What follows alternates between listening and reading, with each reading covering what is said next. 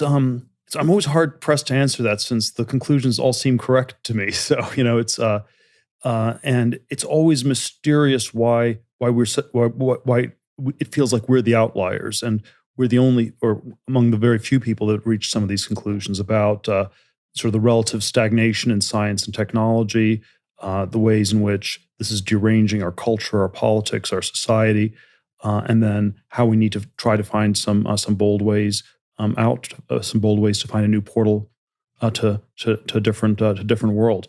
And I think there were sort of different ways the two of us came at this. I feel like you got to some of these perspectives at a very early point, sort of the mid 1980s. That something was incredibly off. I probably got there in the early mid 90s when I was sort of on this tracked law firm job in New York City, and somehow everything felt like it was more like a Ponzi scheme. It wasn't really going towards the future everyone had promised you in the sort of elite, undergraduate and law school education I'd gone through.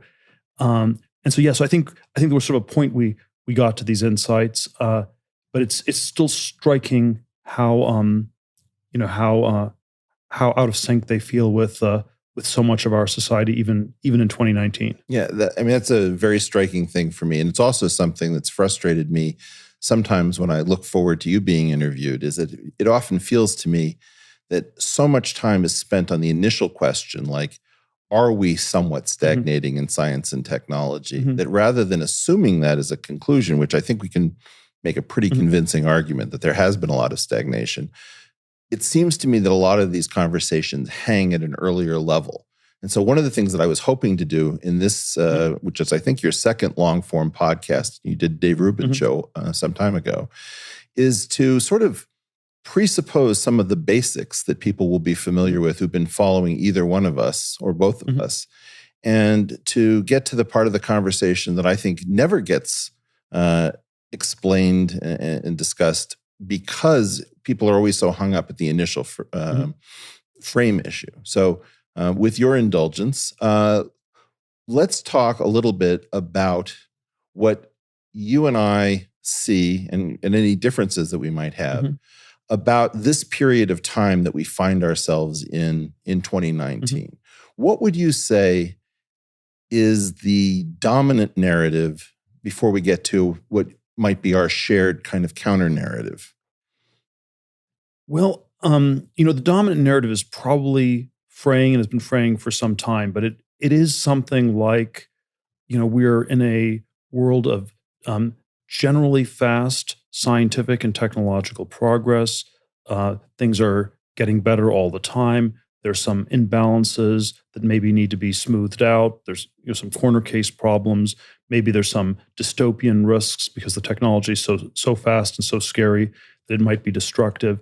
But it's a generally accelerationist story, and then there's some sort of micro adjustments within that one would have to make. It is there's sort of all sorts of ways that I think it's fraying. I think 2008 was a big watershed moment, but that's still what's largely been holding together. And then there's sort of different institutions. When you can look at the universities where it's sort of there's a tracked thing. It's costing more every year, but it's still worth it.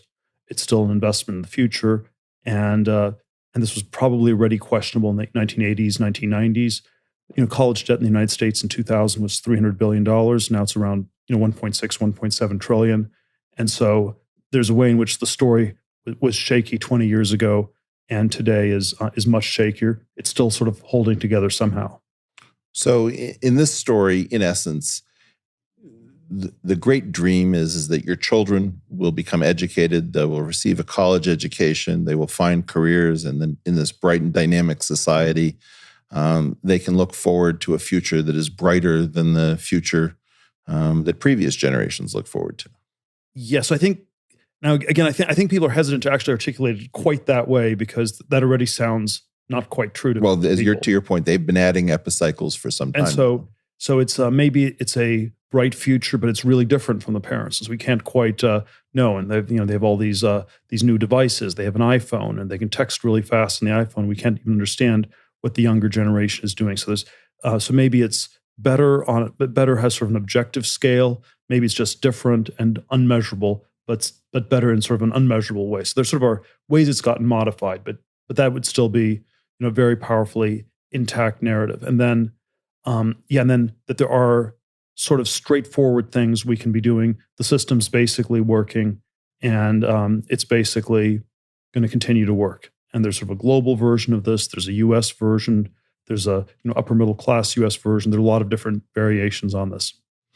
So it always strikes me that one of the things that you do very well is that you're willing, and you're famously a chess player, you're willing to make certain sacrifices in order to advance a point. And in this case, I think you and I would both agree that there's certain areas that have continued to follow the growth story more than the general economy, and that you have to kind of give those stories their due before you get to see this new picture. Where do you think the future has been relatively more bright in recent years?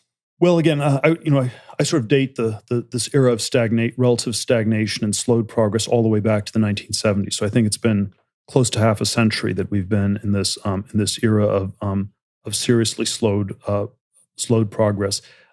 Obviously, a very big exception to this has been the world of bits, computers, internet, mobile internet, software, and so Silicon Valley has somehow been this dramatic exception. Whereas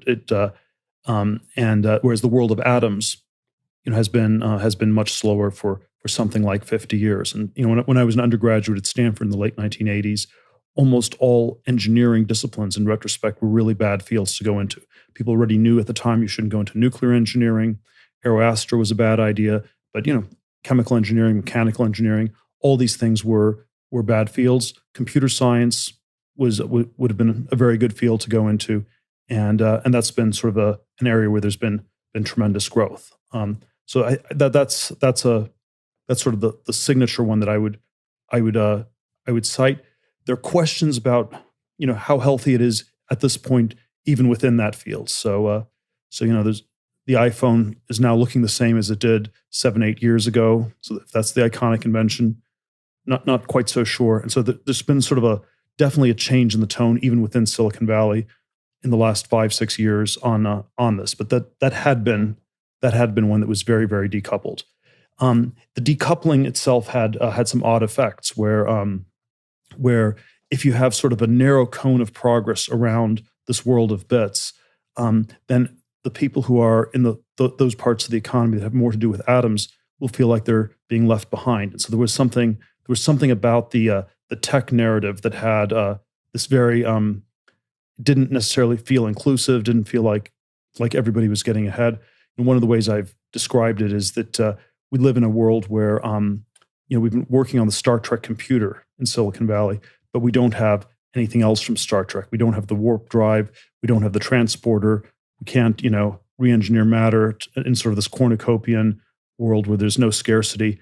And then, how good is a society where you have a well-functioning Star Trek computer, but nothing else from Star Trek? Yeah, that's incredibly juicy. I mean, one of the ways that I attempted to encode something, which in part I got from you, was to say, of course, your iPhone is amazing. It's all that's left of your once limitless future, because it's the collision of the communications and the semiconductor revolutions that did seem to continue. And I date the sort of break in the economy to something like 1972, 73, 74. It's really quite sharp in my mind. Is it that way in yours?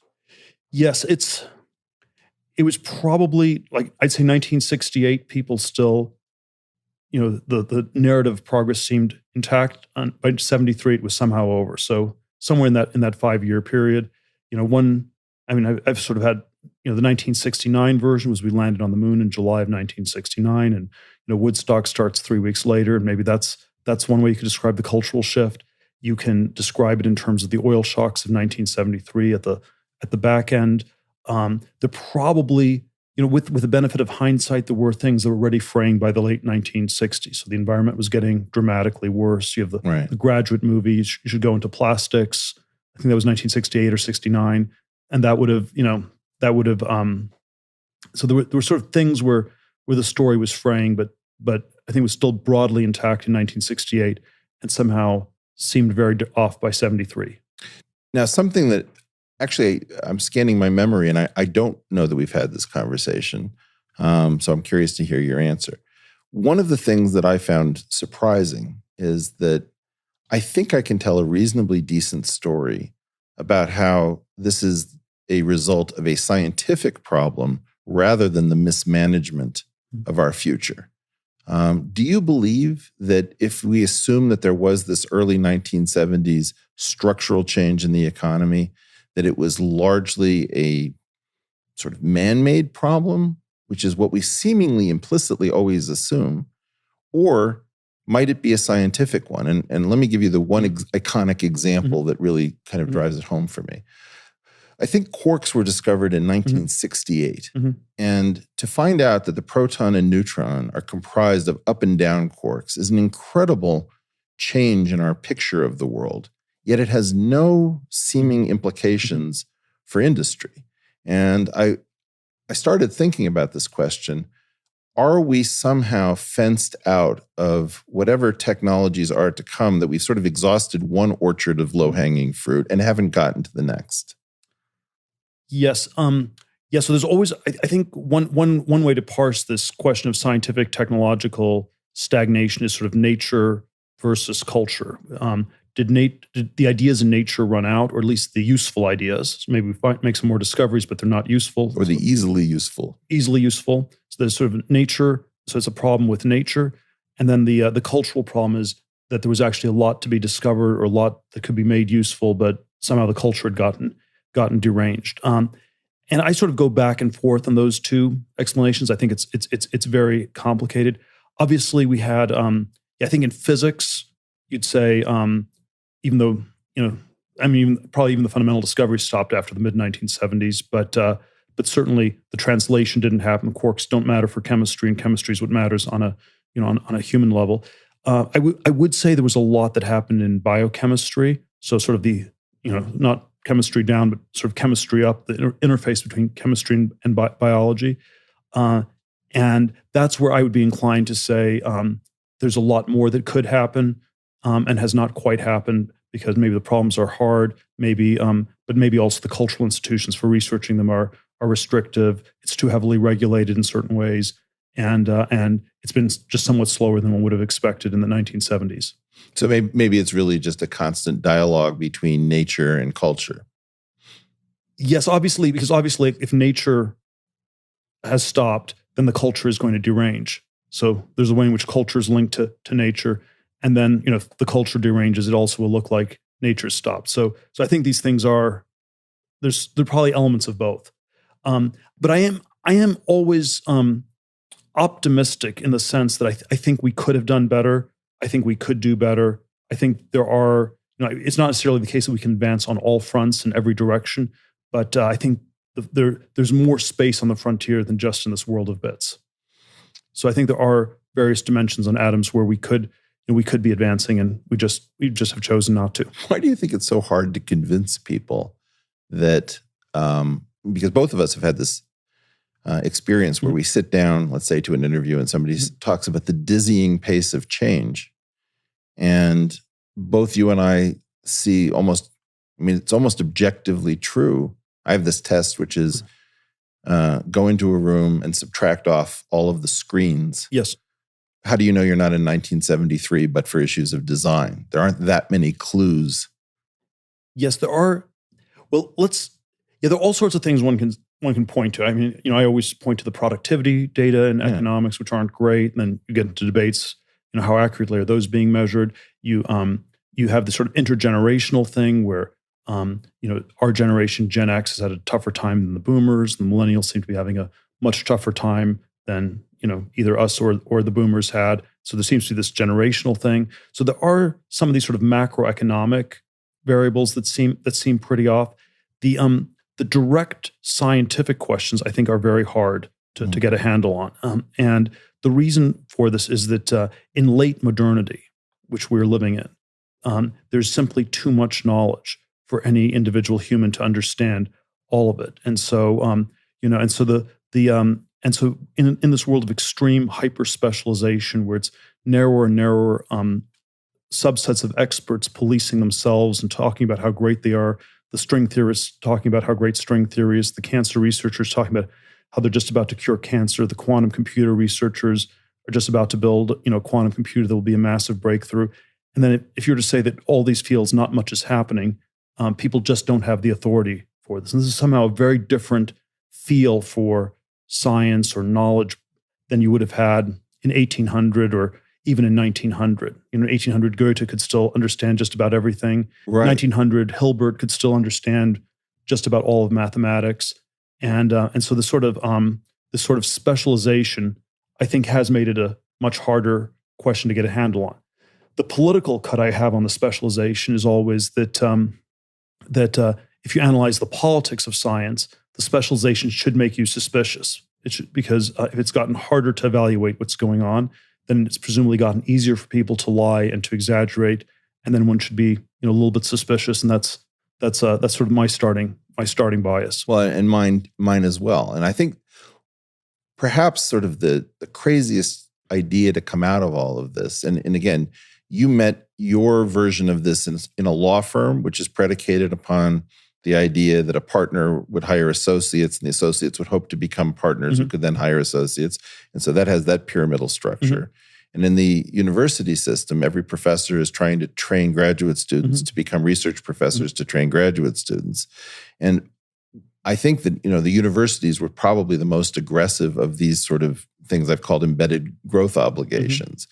But the implication of this idea that we structured almost everything on an expectation of growth, and then this growth that was expected ran out, it wasn't as high and as stable and as technologically led as before, has a pretty surprising implication, which is, let's not dance around it. It feels like almost universally, all of our institutions are now pathological. Or sociopathic, or whatever you want to call them. Yes.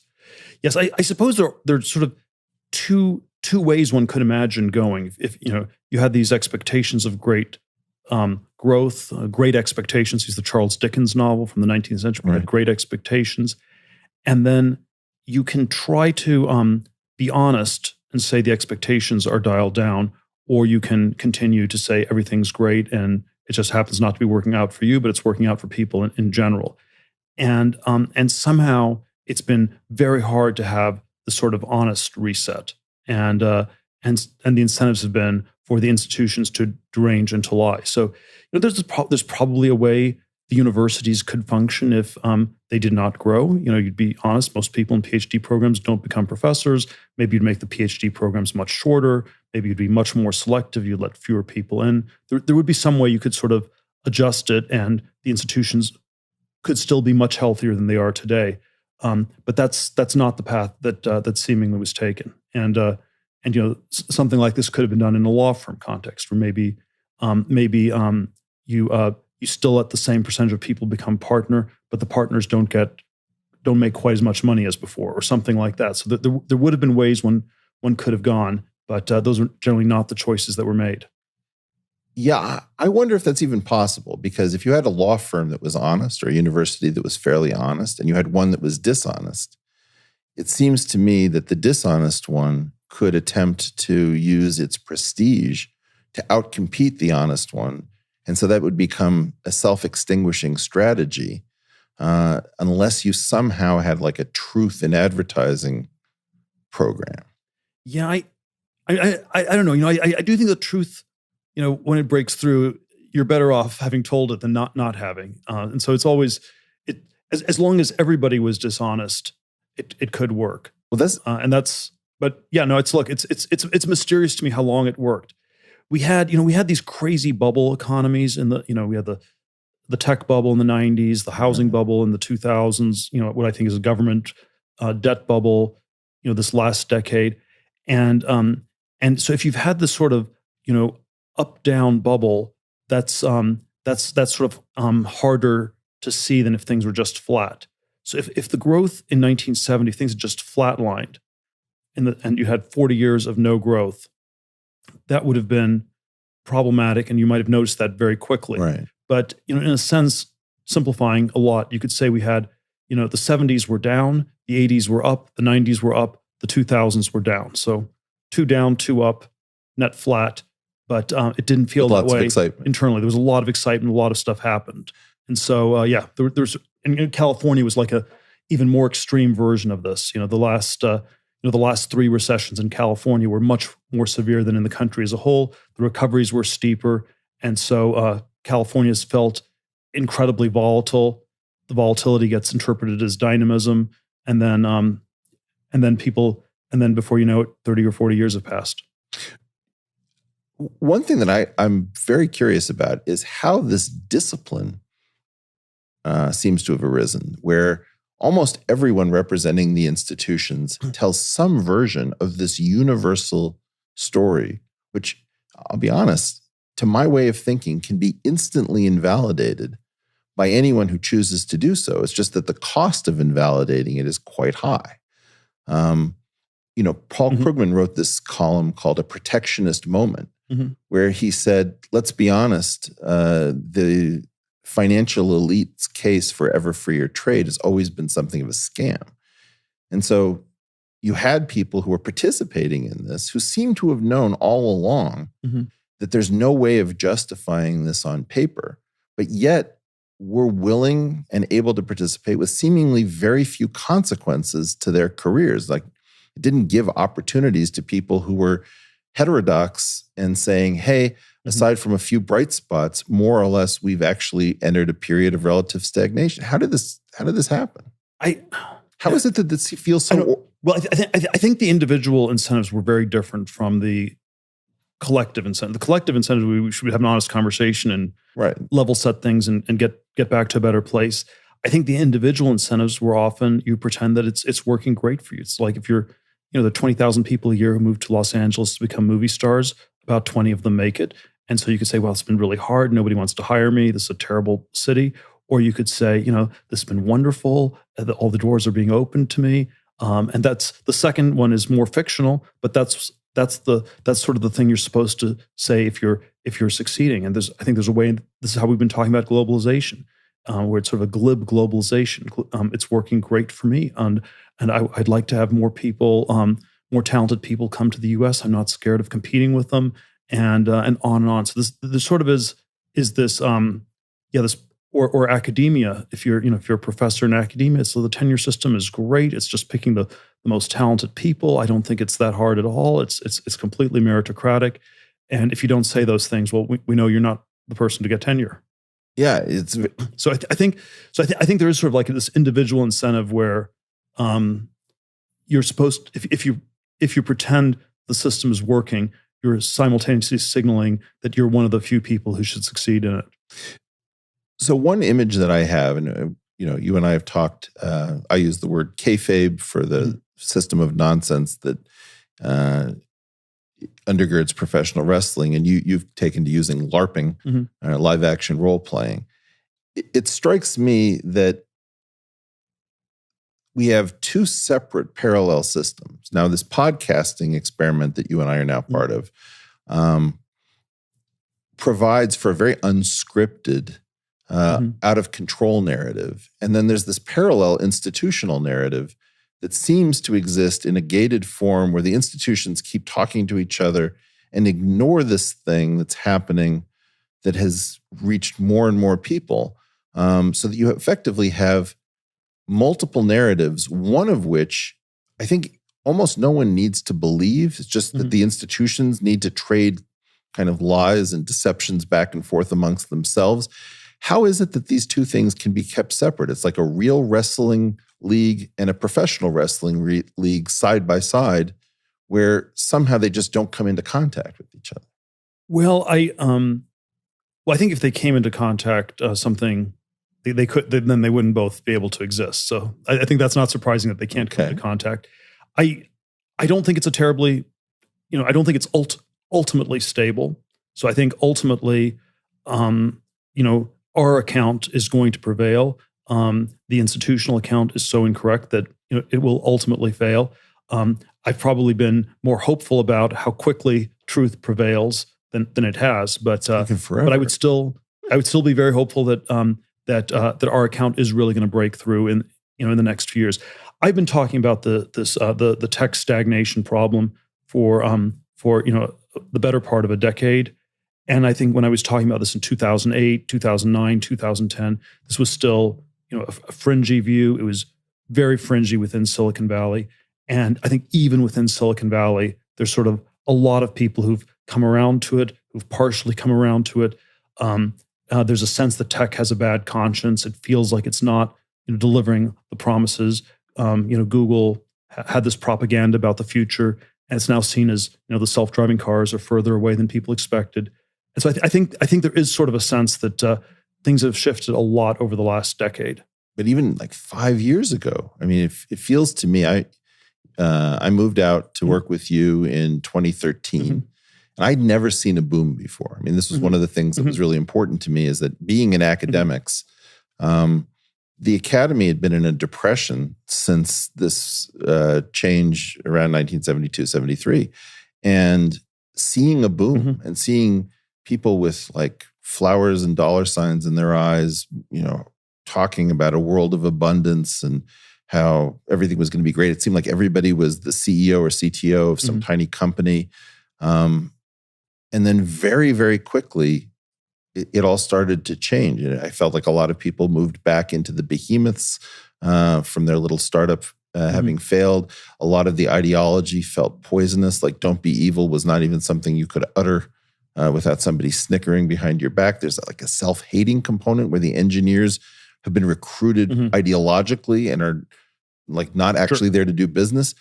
How did this happen so quickly? Well, Am I wrong about this? No, it's striking how fast it's happened.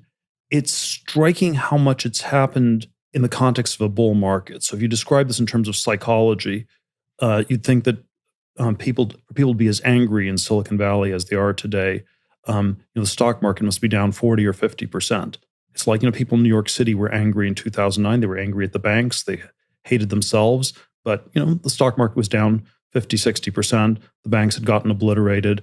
And that sort of makes sense psychologically. And the strange thing is that in terms of the sort of a lot of the macroeconomic indicators, the stock markets, the valuations of the larger companies, it's like way beyond the dot-com peaks of 2000 in all sorts of ways. But the mood is not like late 99, early 2000. It has this very different mood. And the way I would explain this is that for the people involved, it is sort of a look-ahead function. So it is, yes, this is where things are, but are they going to be worth a lot more in 5 years, 10 years? And that's gotten a lot harder to tell. And so there's been growth, but people are unhappy and frustrated because they don't see that much growth going forward, even within tech, even within this world of bits, which had been very, very decoupled for such a long time. Now, one of the things that's interesting to me is that when we talk like this, a lot of people are going to say, wow, that's a lot of gloom and doom. So much is changing. So much is better. And yet what I sense is that both you and I have an idea that we've lived our entire life in some sort of intellectual Truman Show where everything is kind of fake and something super exciting is about to happen. Do you share, is that a fair telling that? Well, I think there's been the potential to get back to the future for a long time. And there have been breaks in this Truman Show at various points. There was a big break with 9/11. There was a big break with the 2008 Lehman crash. You could say there's some sort of break with Brexit and Trump, and in the last few years, it's still like a little bit undecided what that all means. But I think there were a lot of reasons to question this and reassess this for some time. The reassessments never quite happened, but I would say I think we're now at the point where this is really going to happen in the next 2 years to 5 years to decade. I don't think the Truman Show can keep going that much longer. Well, when I was, and again, I've been wrong about this. So me too. No, I've been very wrong. I've called it. We had an offsite when I was running PayPal in spring of 2001. The NASDAQ had gone from 2,000 to 5,000 back to 2,000. .com bubble was over. And I was explaining, we're just battening down the hatches. At least our one little company has survived, and we're going to survive. And but the sort of insanity that we saw in the dot-com years will never come back in the lifetimes of the people here, because psychologically you can't go that crazy again while you're still alive. Right. The 1920s didn't come back till maybe the 1980s or something. We're long-lived. Generationally, was over. And yet, already in 2001, we had the incipient housing bubble, and somehow the shows kept going for 20 years. Well, with the crazy narrative, like the whole narrative behind the Great Moderation. I mean, I remember just like clutching my head. How can you tell a story that we've banished volatility? Yes, it's always, I always think of the 1990s narrative was the new economy, and you lied about growth. And then the 2000s narrative was the Great Moderation, and you lied about volatility. And maybe, there's sort of the 2010s one is secular stagnation, where you lie about the real interest rates because the other two don't work anymore. And sort of a complicated way these things connect. But yes, new economy sounded very bullish in the 90s. Great Moderation was still a reason to be long stocks, but sounds less bullish.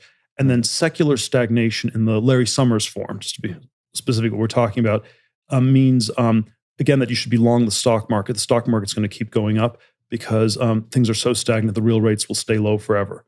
So they are equally bullish narratives, although they sound less bullish over time. So that effectively we need what happened with the Roaring '20s followed by the Depression was that there was a general skepticism. And here the skepticism seems to be specific to something different in each incarnation. That you keep having bubbles with some lie you have yet to tell.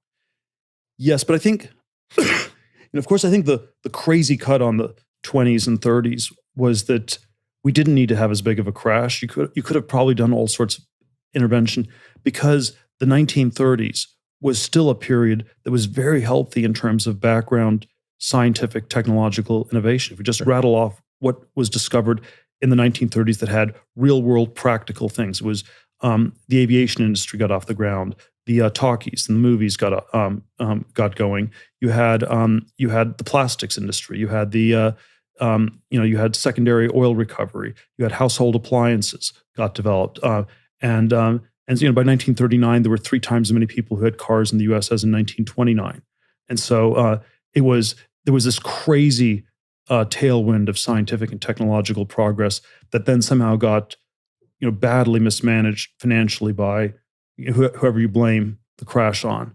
And so I think that's what actually happened in the 30s.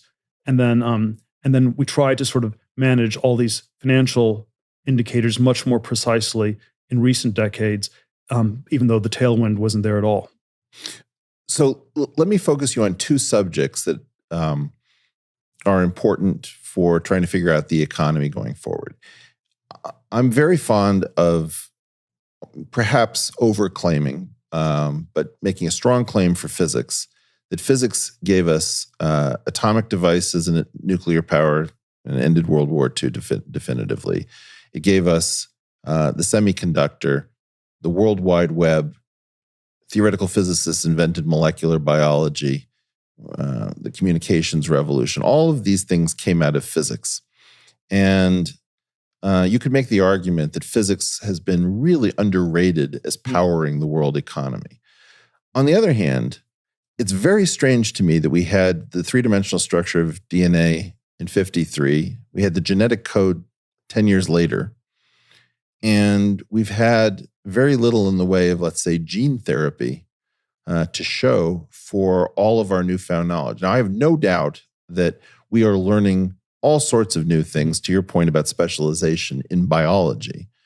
But the translation hasn't been anything like what I would have imagined for physics. So it feels like somehow we're in a new orchard and we're spending a lot of time exploring it, but we haven't found the low-hanging fruit in biology. And we've kind of exhausted the physics orchard because what we found is so exotic that, whether it's 2 black holes colliding or, a third generation of matter or quark substructure, we haven't been able to use these things. Are we somehow between revolutions? Well, I I would say the question of what's going on I'd be pessimistic on physics generally. So that's sort of be my bias on that one. Biology, I continue to think we could be doing a lot more. We could be making a lot more progress. And the pessimistic version is that biology is just somehow is much harder than physics, and therefore it's been slower going. The more optimistic one is that the culture is just broken. We've had very talented people go into physics. You go into biology. If you're less talented, it's sort of like you can sort of think of it in Darwinian terms. You can think of biology as a selection for people with bad math genes. If you're good at math, you go into physics. You go to math or physics or at least chemistry. And biology, we sort of selected for all of these people who were somewhat less talented. And so that might be a cultural explanation for why it's been slower progress. But I mean, we had people from physics. We had like Teller and Feynman and Crick. There's no shortage of, to my earlier point, molecular biology anyway was really founded by physicists more than any other thing, I think. Why is it that in an era where physics is stagnating, we don't see these kind of minds? Like, I'm a little skeptical of that theory. Well, I'm not. I'm not so sure. Like, if you're a string theory person or even sort of an applied experimental physicist, I don't think you can that easily reboot into biology. I mean, these disciplines have gotten sort of more rigid. It's pretty hard to transfer from one area to another. When I was an undergraduate, you still had some older professors who were polymaths who knew a lot about a lot of different things. Right.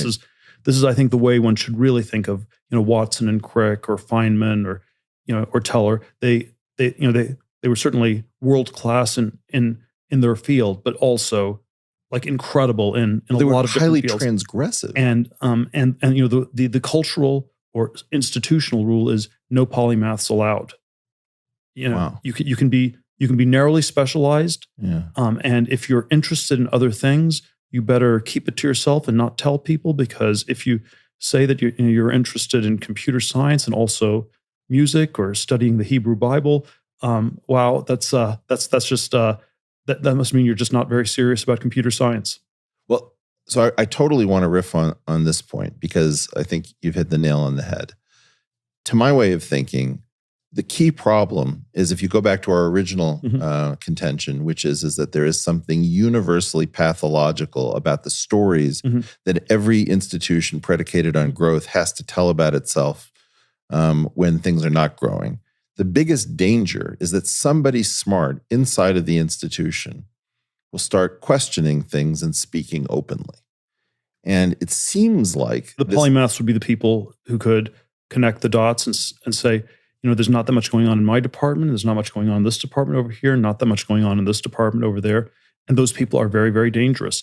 One of my friends studied physics at Stanford in the late 90s. His advisor was this professor at Stanford, Bob Laughlin, who, in the late 90s, brilliant physics guy. Late 90s, he gets a Nobel Prize in physics. And he suffers from the supreme delusion that now that he has a Nobel Prize, he has total academic freedom and he can do anything he wants to. And he decided to direct it at, there are all these areas you probably shouldn't go into. You probably shouldn't question climate science. There are all these things one should be careful about. But he went into an area far more dangerous than all of those. He was convinced that there were all these people in the university who were doing fake science, who were wasting government money on fake research that was not really going anywhere. And he started by investigating other departments. He started with the biology department at Stanford University. And you can imagine this ended catastrophically for Professor Laughlin. His graduate students couldn't get PhDs. He no longer got funding. Nobel Prize in physics, no protection whatsoever. Yeah, Julian Schwinger fell out of favor with the physics community despite being held in its highest regard and having a Nobel Prize. And he used the epigram in a book where he wanted to redo quantum field theory around something he called source theory. He said, if you can't join them, beat them. And I think it comes as a shock to all of these people that there is no level you can rise to in the field that allows you to question the assumptions of that field. Right. It's like, you're sort of proving yourself. You're getting your PhD. You're getting your tenured position. And then at some point you would think that you've proven yourself and you can talk about the whole and not just the parts. Well, but you're never allowed to talk about more than the parts. Like the person in the university context, or the class of people who are supposed to talk about the whole, right, I would say, are university presidents, because they are presiding over the whole of the university, and they should be able to speak to what the nature of the whole is, what sort of progress the whole is making, what is the health of the progress of the whole, and we don't. We certainly do not pick university presidents who think critically about these questions at all. Well, I remember discussing with a president of a very highly regarded university. He came to me and said, "Can you explain how your friend Peter Thiel thinks? Because I just had a conversation with him, and I could not convince him that the universities were doing fantastically, in this university in particular. Like, how does he come to this conclusion?" And I said, "Well, look, Peter doesn't come, with a PhD, but let me speak to you in your own language." I started going department by department, talking about the problems of stagnation. It was very clear that there was no previous experience with any kind of informed person making such an argument. I mean, this was a zero-day exploit. But in some sense, if you're a president of a university, you should, you probably don't want to talk to people that dangerous. You want to avoid them, and you don't want to have such disruptive thoughts, because you have to, convince the government or alumni or whoever to keep donating money, that everything's wonderful and great. No, I think one has to go back quite a long time to even identify any university presidents in the United States who said things that were distinctive or interesting or powerful. Well, there was Larry Summers at Harvard, a decade and a half ago, and tried to do like the most minuscule critiques imaginable and got crucified. But I don't think of Summers as a particularly revolutionary thinker.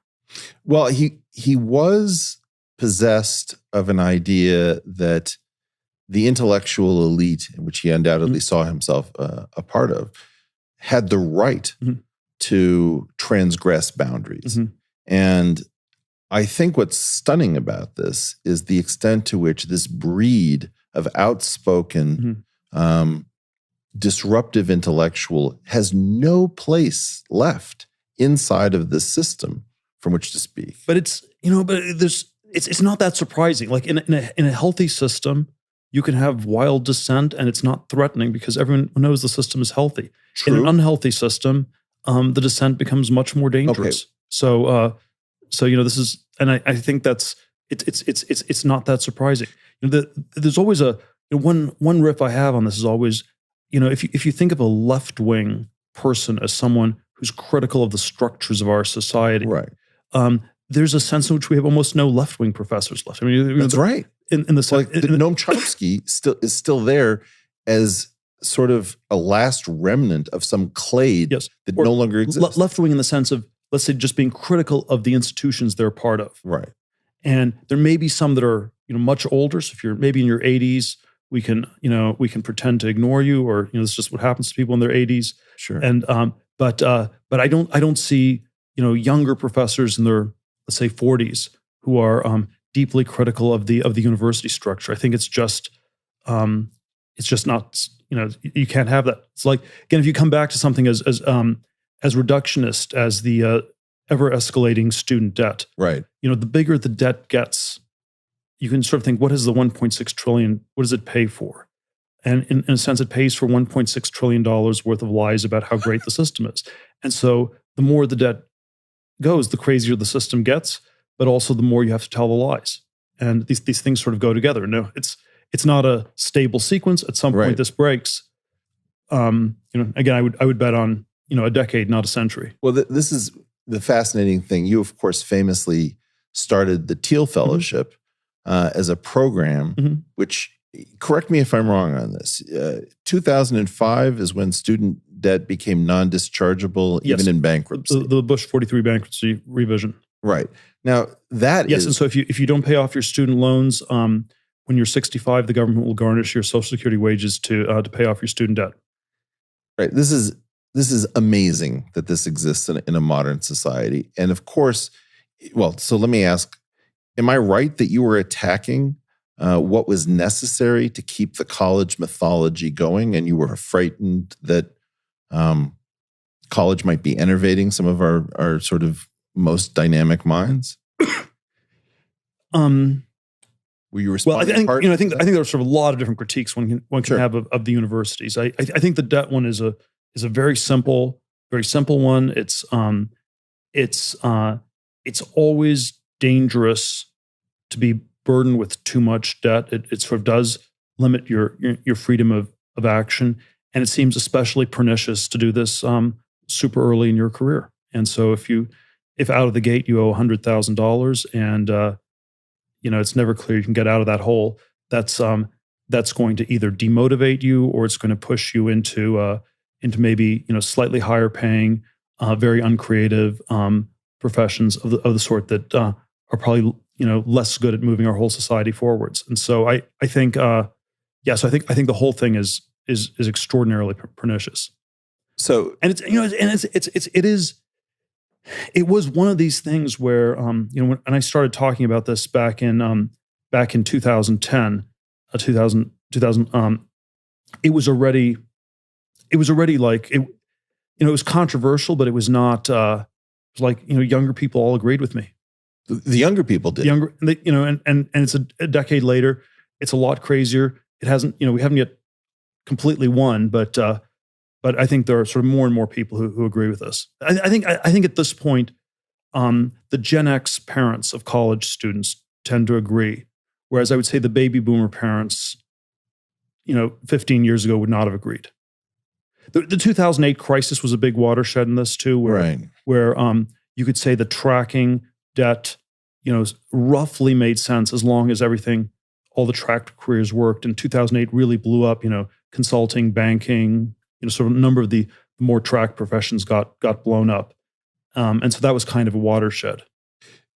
Now, something that is, this is incredibly dangerous, but also therefore quite interesting. If you imagine that the baby boomers have, in some sense, in order to keep the structure of the university going, have loaded it up with administrators, have hiked the tuition much faster than even medical inflation, let alone general inflation. This becomes a crushing debt problem for people who are entering the system.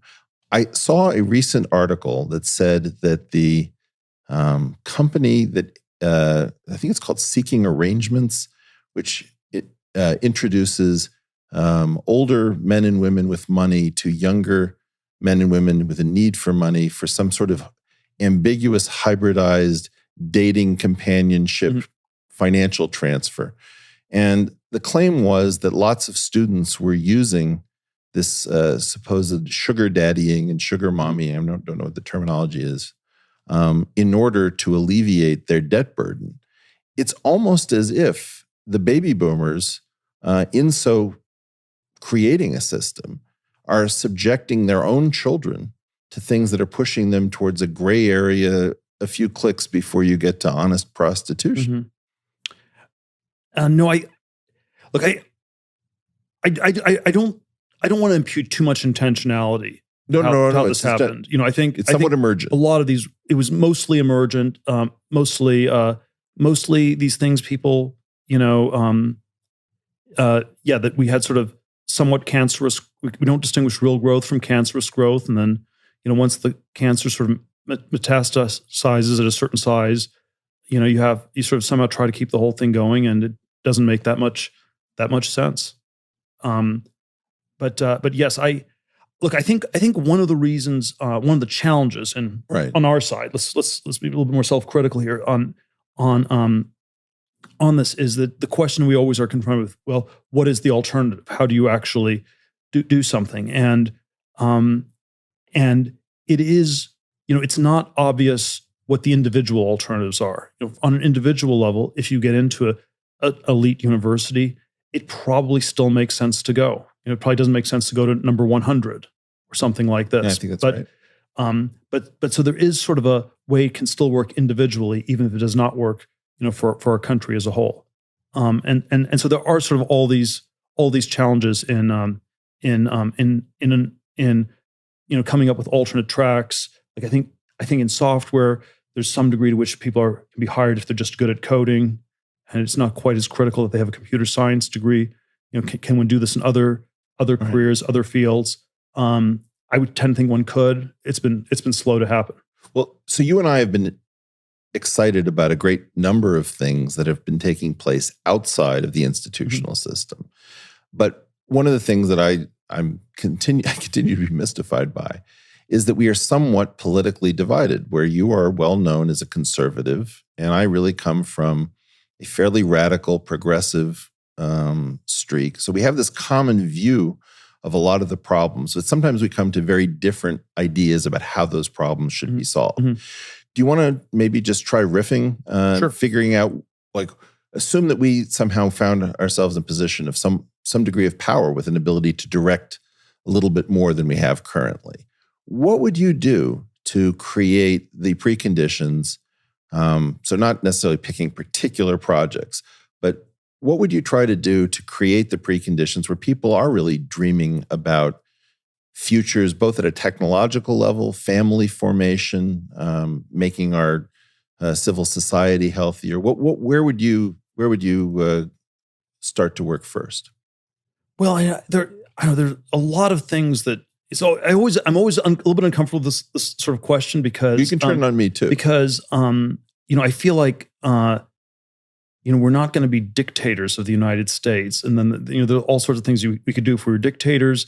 But certainly, look, I would look at the college debt thing very seriously. I would say that it's dischargeable in bankruptcy, and if people go bankrupt, then part of the debt has to be paid for by the university that did it. There has to be some sort of local accountability. So this would be that would be sort of a more right-wing answer. The left-wing answer is we should socialize the debt in some ways, and the universities should never pay for it, which would be more the Sanders Warren approach. But so that would be one version. I think I think there is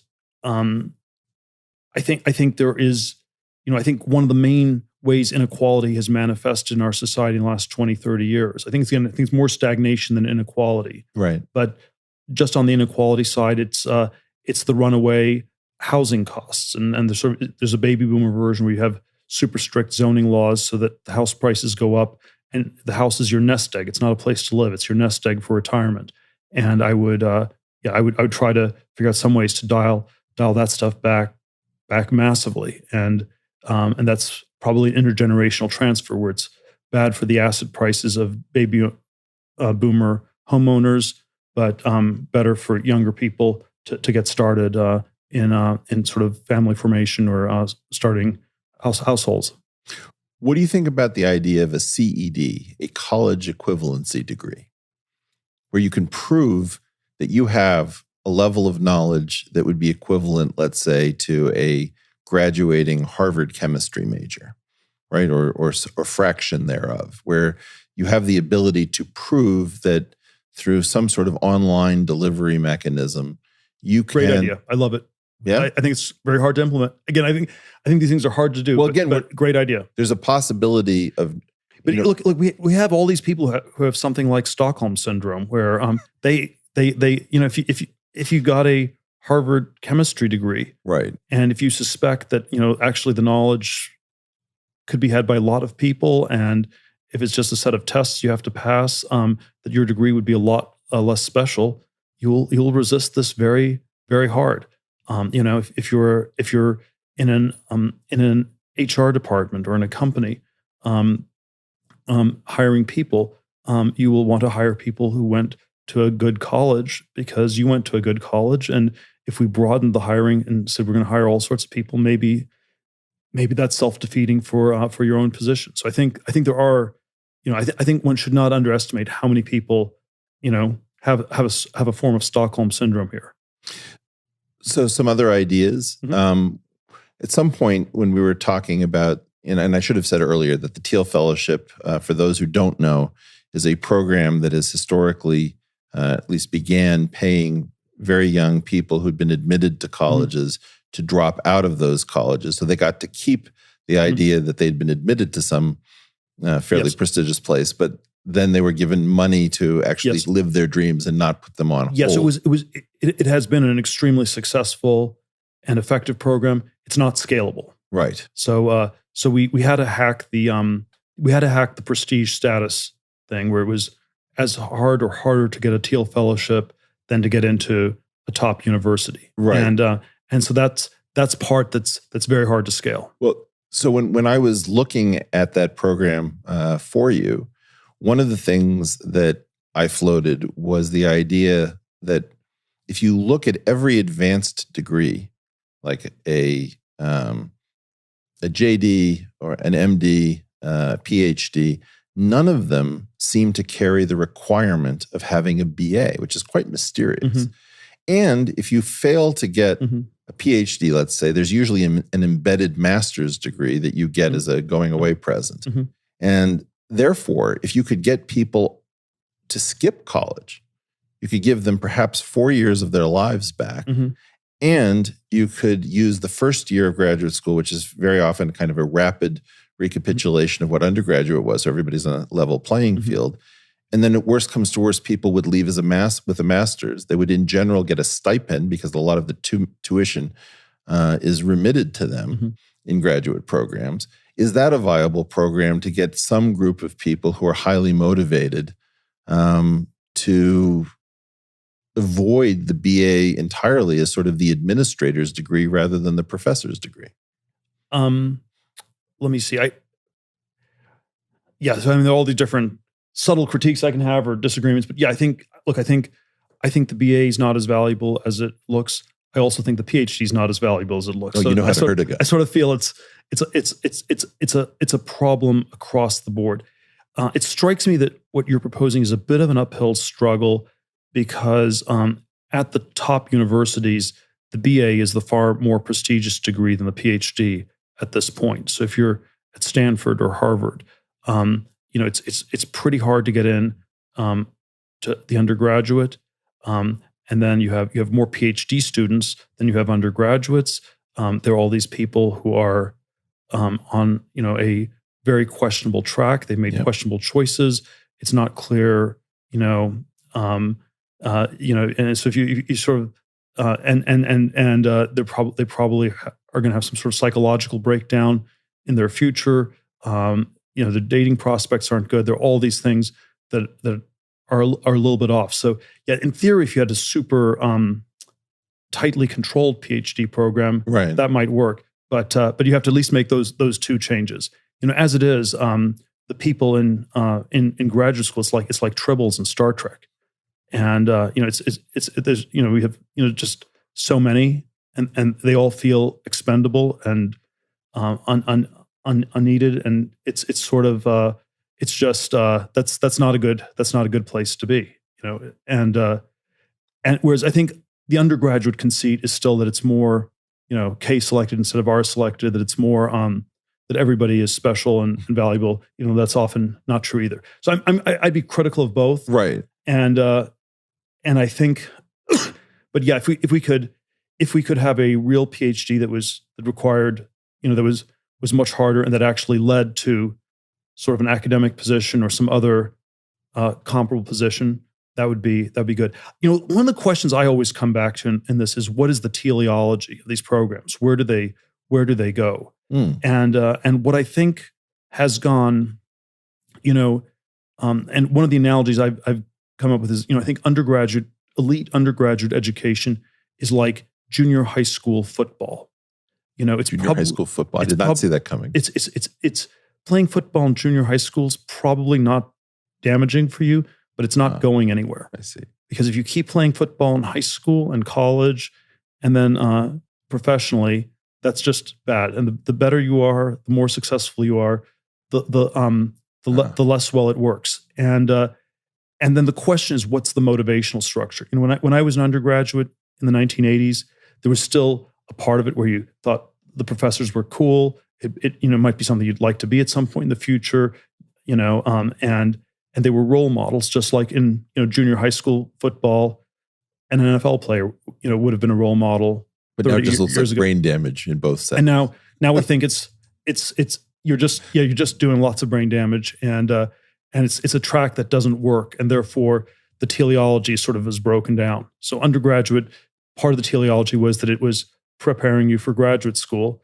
and that part doesn't work, and that's what's gotten deranged. And then graduate school, well, it's preparing you to be a postdoc, and then, well, that's the postdoc apocalypse, or whatever you want to call it, postdocalypse. Postdocalypse? You heard it here, folks. Postdocalypse. And so, but just at every step, I think the teleology of the system is in really bad shape. It's of course, this is true of all these institutions with fake growth that are sociopathic or pathological. But the universities, it's striking as very bad. And I think this was already true in important ways, back in the 80s, early 90s, when I was going through the system. And when I think back on it, I think I was most intensely motivated academically in high school because the teleology was really clear. You were trying to get into a good college. And then by the time I was at Stanford, it was a little bit less clear. By the time I was at law school, really unclear where that was going. And I was, by the time I was, 25, I was far less motivated than at age 18. So, and I think these dynamics are just, more extreme than ever today. What I find so dispiriting about your diagnosis is, first of all, that I agree with it. Second of all, if we don't train people in these fields, like if we don't get people to go into molecular biology or bioinformatics or something like that, we're never going to be able to find the low-hanging fruit in that orchard. So it seems to me that we have to find some way that it makes sense for a life to explore these questions.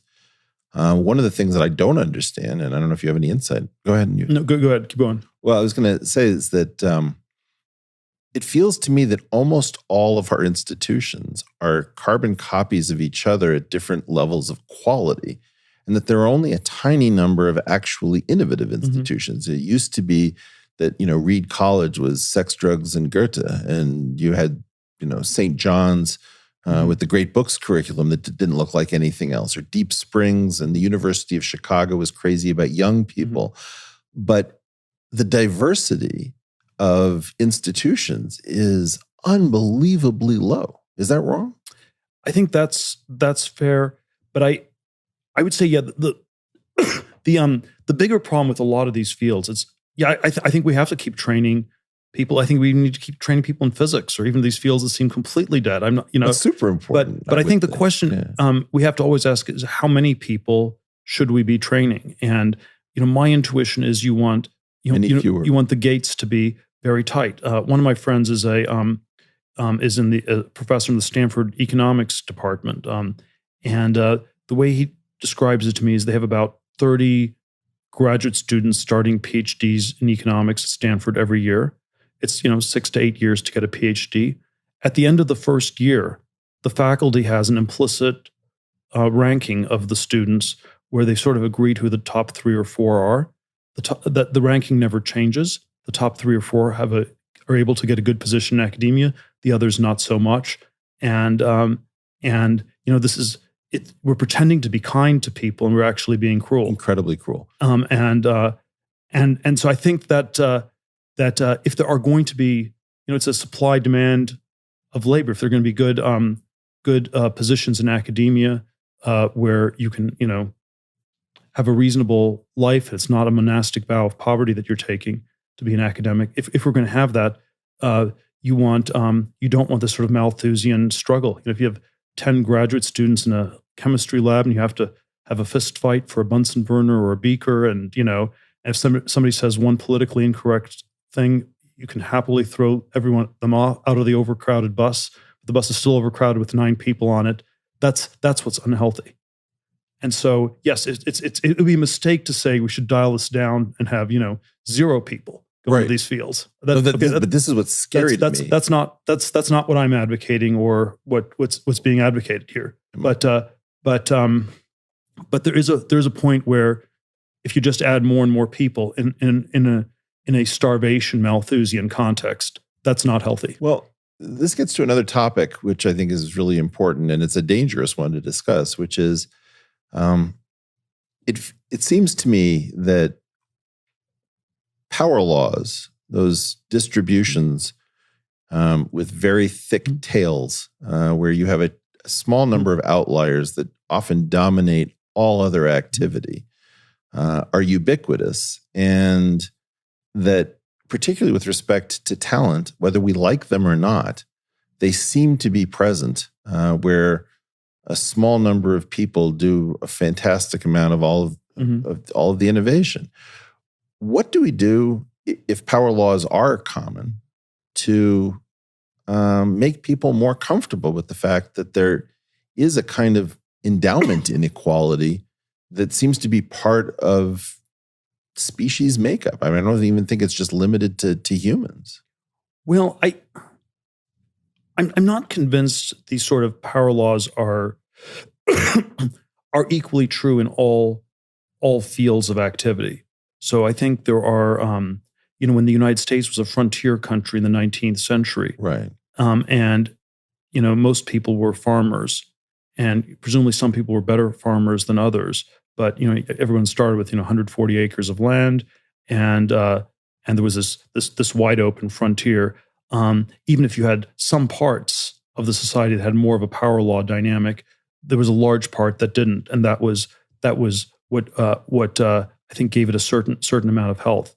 And the challenge is if we've geared our society saying that all that matters is education and PhDs and academic research, and that this has this crazy power law dynamic, then you're just going to have a society in which there are lots of people playing video games in basements or something like that. So that's the way I would frame it. But yeah, I think there definitely are some areas where this is the case, and then we just need we need more growth for the whole society. If you have growth, you'll have a rising tide that lifts all boats. And so it's always, it's the stagnation is the problem. Well, I've joked about this as we are not even communistic in our progressivism, because the old formulation of communism was from each according to his abilities to each according to his needs. And the inability to recognize different levels of ability. I mean, like almost every mathematician or physicist who encountered John von Neumann just said, the guy is smarter than I am. It's not necessarily the deepest, or he did all of the great work, but when you're dealing with somebody who's able to employ skills that you simply don't have. I mean, I know I'm not a concert pianist, and right. Look, I don't know how you solve the social problem if everybody has to be a mathematician or a concert pianist. I want a society in which we have great mathematicians and great concert pianists. That seems that would be a very healthy society. Right. It's very unhealthy if every parent thinks their child has to be a mathematician or a concert pianist, and that's the kind of society we unfortunately have. Well, this is why. So this is why I try to sell you sometimes on a more progressive view of the world, which is I want deregulated capitalism. I want the people who have the rare skill sets to be able to integrate across many different areas. And to be honest, this is the thing that I wish more people understood about what you bring, which is that you're able to think in, 15 different idioms that most people only have one or two of. And so whatever it is that you're doing to integrate these things as an investor into direct research and direct work is really something that, I've watched firsthand for 6 years. The problem that I have is we are going to have to take care of the median individual. And I less think that the median individual is going to be reachable by the market over time as some of these things that are working in silicon in terms of machine learning. But then you're being more optimistic on progress in tech than is, because I think yes. Look, if we had if we have runaway automation, Right. um, and if we're building robots that are smarter than humans and can do everything humans can do, uh, then we probably have to have a serious conversation about a universal basic income or something like that, and you're going to end up with a very, very weird society. I don't see the automation happening at all, and I think the question of automation, in my mind, is identical to this question of productivity growth. There is, we've been automating for 250 years since the Right. Industrial Revolution, agriculture and manufacturing, and the sort of society we have in the early 21st century is one in which most jobs are non-tradable service sector jobs that are not easily automatable. So it's like a waiter in a restaurant, it's a yoga instructor, it's a nurse, it's a kindergarten teacher.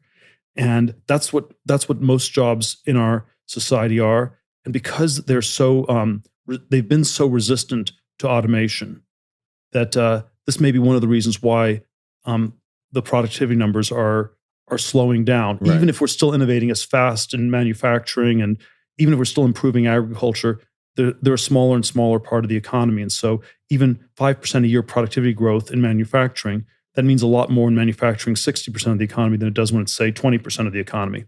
And so that's roughly what I think would happen. If you just look at the current dynamic in the U.S. is we have unemployment like 3.6, 3.7%. Right. It's super low. It's and still there doesn't seem to be that much wage pressure. That there doesn't seem to be that much growth. The productivity numbers still aren't great. You'd think there'd be enormous incentives to increase productivity. To me. Yeah. But I think, well, again, my read on it is just the automation story has been oversold. Well, I agree that the automation story has been oversold. Like, it's possible it's going to happen. It's possible it's just around the corner and it's about to happen. But that's what we've been told in a lot of these areas over the last 40, 50 years. So I have a couple questions about this. One is sort of, if I think about how common retail occupations are, is there something about retail that is resistant to Amazonification, if you will, where people actually want to go shop in a physical place and are willing to pay a premium that we haven't understood would to have human contact? Maybe there's some information exchange. Maybe there's a recreational aspect that's bundled. That's one of my two questions. And the other one surrounds the idea that we've always focused on, like, when is AGI coming and the robots that will do everything? And part of the lesson for me about machine learning is how many things humans were doing that don't require anything like artificial general intelligence. Just some specialized neural net seems to be good enough to do the job. So those would be two questions in my mind as to how. Yes, but I think all these things, you have to concretize. Right. And yes, I think retail is a sector that's under, quite a bit of pressure and is going to stay under quite a bit of pressure. That's maybe the top. That's the top one I would. It's pretty looks vulnerable to me. But that's the and that's like Amazon is the most threatening of the big tech companies, and that it's threatening a lot of other companies elsewhere in the industry and disrupting them and making things more efficient, but probably with a lot of sheer forces at work in that process. So I agree that that's a candidate for automation or productivity improvements or things like that. I'm still not convinced that it's in the aggregate shifting things that much. And then we can go through all sorts of individual job descriptions where people used to have secretaries because typing was a skill, and with a word processor you don't quite need this. You can do short emails. You don't quite need a secretary. People still have executive assistants that sort of somehow do slightly different set of responsibilities, but it's not clear we have fewer executive assistants than we used to have secretaries. And so when one actually concretizes it, it's not quite clear how much how disruptive the automation that's happening really is. It's always it's a version of the tech stagnation thing. Right. It's always last 40, 50 years, things have been slow. We're always told it's about to accelerate like crazy. That may be true. In some ways, I hope that's true. But if one was simply extrapolating from the last 40 to 50 years, perhaps the default is that we should be more worried about the lack of automation than excess automation. Well, that's really interesting. And so, yeah, if and again, I think if we had this sort of runaway automation, I mean, you could get to like 3-4% GDP growth, and at 3-4% GDP growth, we can solve these problems socially. You would be willing to have, like, this thing that I've been talking to Andrew Yang about has been the idea of hypercapitalism, which is a deregulated hypercapitalism where you can do more experimenting, more playing, coupled to some kind of hypersocialism where you recognize that the median individual might not be able in the future to easily defend a position needed for family formation.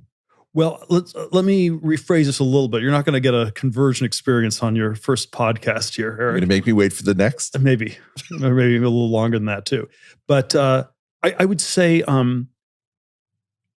if we can get the GDP growth back to 3% a year on a sustainable basis, without fudging, without lying about productivity numbers, et cetera, then there will be a lot more room for various social programs. I wouldn't want them to be misdirected in all sorts of ways, but there would be a lot of things that we could do. Now, I should say, I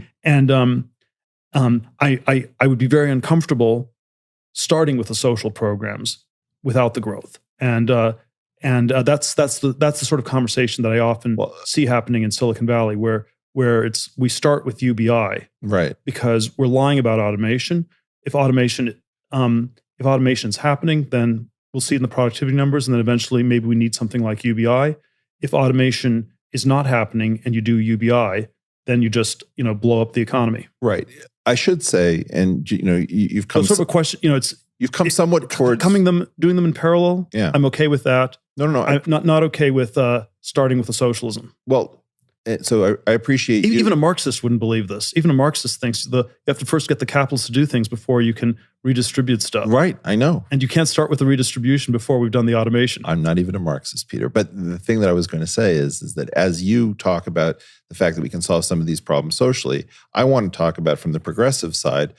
I'm not interested in using social programs where markets continue to function. I mean, the idea of making people personally accountable for their own happiness and their own success and path through the world is incredibly liberating. And I view markets as providing most of the progress that we now enjoy. So there is something that's very weird and punitive about the desire for redistribution. I mean, there's almost a desire to tag the wealthy that has nothing to do with taking care of the unfortunate. And what I really am talking about here is how do we get a conversation between left and right, which isn't cryptic, which isn't, of course, I have a much more cynical view of this, where I think the redistribution rhetoric, it's mainly not even targeted at the wealthy. Oh, it's targeted at the lower middle class, at the deplorables, or whatever you want to call them. And it's a way to tell them that they will never get ahead, nothing will happen in their life, and that's actually why a lot of people who are lower middle class or middle class are viscerally quite strongly opposed to welfare, because it's always an insult to them. It's always heard as an insult, and I'm not sure they're wrong to feel that. Well, and I feel that a lot of the talk about redistribution is actually families of high 8 through 11 figures trying to figure out how to target families of 6-figure through low 8-figure wealth as the targets of the redistribution, that the very wealthy will be able to shelter assets and protect themselves, or maybe even switch nations, whereas people who are dentists and orthodontists and accountants are going to be the ones viewed as the rich, who are going to be incapable of getting themselves out of the way. So I think that partially what good faith conversation between left and right opens up is that we have a shared interest in uncovering all of the schemes of the people who enjoy pushing around pieces of paper and giving speeches in order to engineer society for their own reasons. Yeah, so one way I would restate what you just said, sure, would be that redistribution from the powerful to the powerless. From the rich to the poor is like from the powerful to the powerless. And so you're using power to go after those with power. And that's almost oxymoronic. It's almost self-contradictory. And so there may be some way to do that. I think most of the time you end up with some fake redistribution, some sort of complicated shell game of one sort or another. Right. And the very, and I know the causation of this stuff is much, much trickier, but if we look at societies that are, somehow further to the left on some scale, right. The inequality, you have to go really far to the left before, and maybe just destroy the whole society before you really start solving, the inequality problem. California, when I first moved here as a kid in 1977, would have been sort of a centrist state in the U.S. politically, and was broadly middle class. Today, California is the second most democratic state. It's a D+30 state. It's super unequal, and at least on a correlated basis, not causation, but at least on a correlated basis, the further to the left it's gone, the more unequal it's become. And there is something pretty weird about that. There is. Something that sort of fits in here is that in part I've learned from you, and you can tell me whether you recognize it in this formulation or not, is start with any appealing social idea. That's step one. Step two, ask what is the absolute minimal level of violence and coercion that would be necessary to accomplish that idea. Now add that to the original idea. Do you still find your original idea attractive? And that this flips many of these propositions into territory where I suddenly realize that something that people see as being very attractive actually can only be accomplished with so much misery, right, even if it's done maximally efficiently, that it's no longer a good idea. And I think that this has been very influential in my thinking. And what I've... Yeah, look, the visceral problem with communism is not its redistributive tendencies. It's the extreme violence. It's that you have to kill tons of people. There's always one of the professors I studied under at Stanford, René Girard, was a sort of great philosophical, sociological, anthropological thinker. And he had this observation that he thought communism among Western intellectuals became unfashionable. You could date it to the year 1953, the year Stalin died. And the reason was they were not communist in spite of the millions of people being killed. They were communist because of the millions of people that were being killed. As long as you were willing to kill millions of people, that was a sign that you were building the utopia, you were building a great new society. And when you stopped, it was just going to be like the lethargy of the Brezhnev era or something like that. And that was not inspiring. I mean, people shifted from Stalin to Mao or Castro, but the violence was charismatic. I think very charismatic. And but then also, if you think about it, it's very undesirable. I think that it's so fascinating that we actually finally get to something like this. I think that is a correct description of part of the communist movement, but not all of the communist movement. There were a lot of people, I think, just my own family was certainly involved in far left politics, and some of it probably dipped into communism. What my sense of it is that there was a period in the 30s where people realized that there had to be coordinated social action and that there were people who were too vulnerable. And that somehow got wrapped up in all of the things that Stalin was talking about that sounded positive if you didn't know the reality. So, for example, Paul Robeson, a hero of the left, was extolling Stalin's virtues openly. My guess is that he didn't fully understand what had happened, that he had gotten involved in an earlier era, and that as things became known and progressed, there was a point at which many people suddenly opened their eyes and said, I've been making excuses for the Soviet Union because at least it had the hope. I mean, there were American blacks, for example, who moved to Moscow because of the hope that it was going to be a racially more equal society. My own family, I would say, was talking about, interracial marriage and open support of homosexuality, female access to birth control. Those things were associated with the Communist Party. And a lot of those ideas are now commonplace, but we forget that, once upon a time, only the communists were willing to dance with these things. Yes, I don't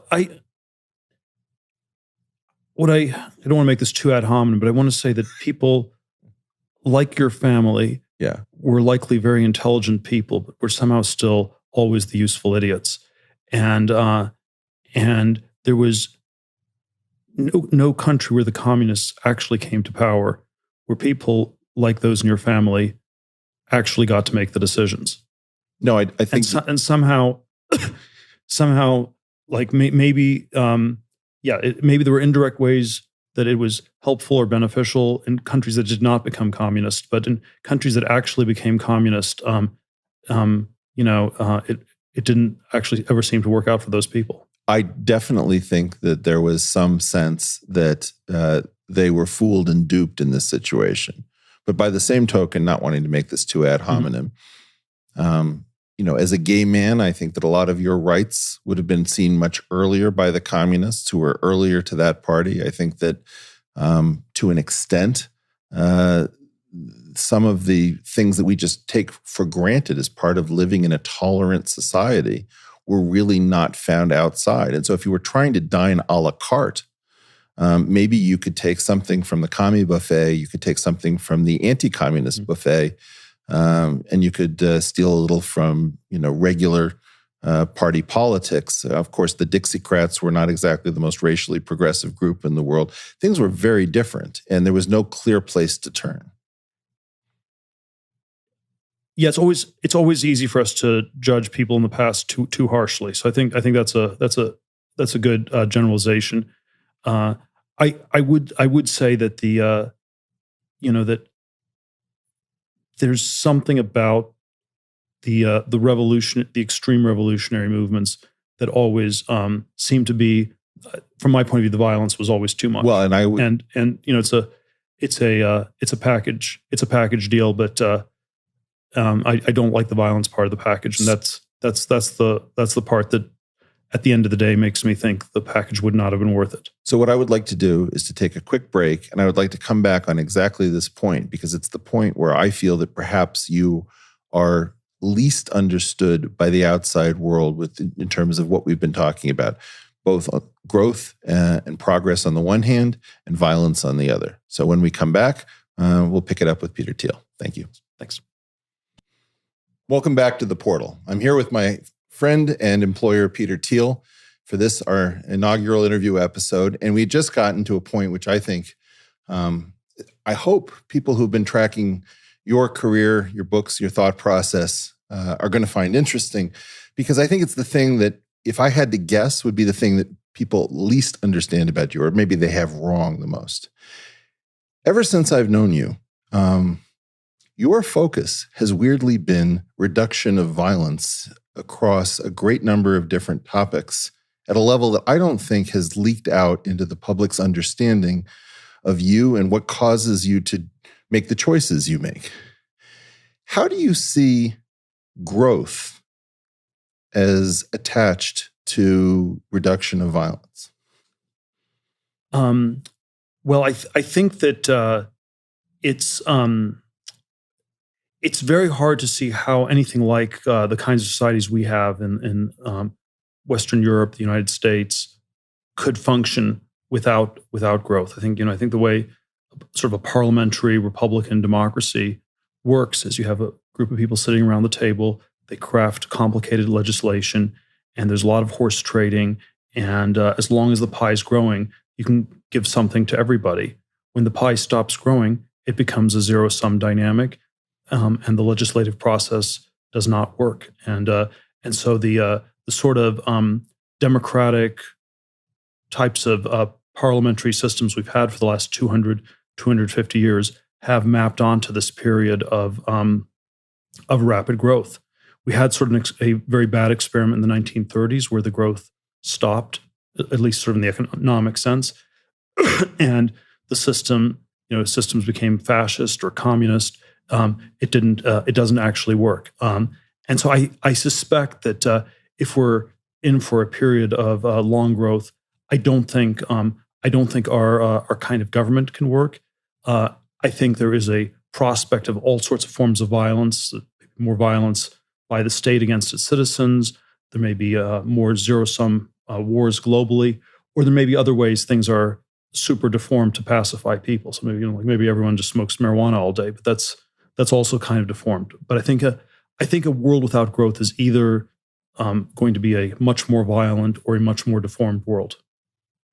And again, it's it's not the case that growth simply solves all problems. So you can have very rapid growth, and you can still have the problem of violence. You can still have bad things that can happen, but that's our only chance. Without growth, I think it's very hard to see how you have a good future.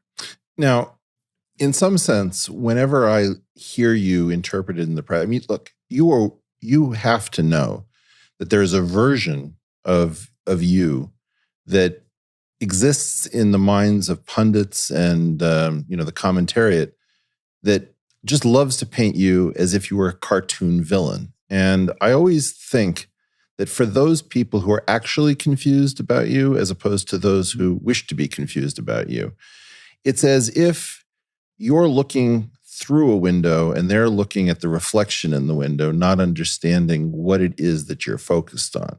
Why do you think it is that almost nobody sees your preoccupation with violence reduction? Well, it's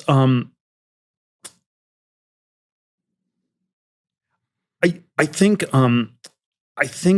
there's always, it's hard for me to come with a good answer to these sort of sociological questions. I think that I think people generally don't think of the problem of violence as quite as central as I think it is. I think it is I think it's a very deep problem on a human level.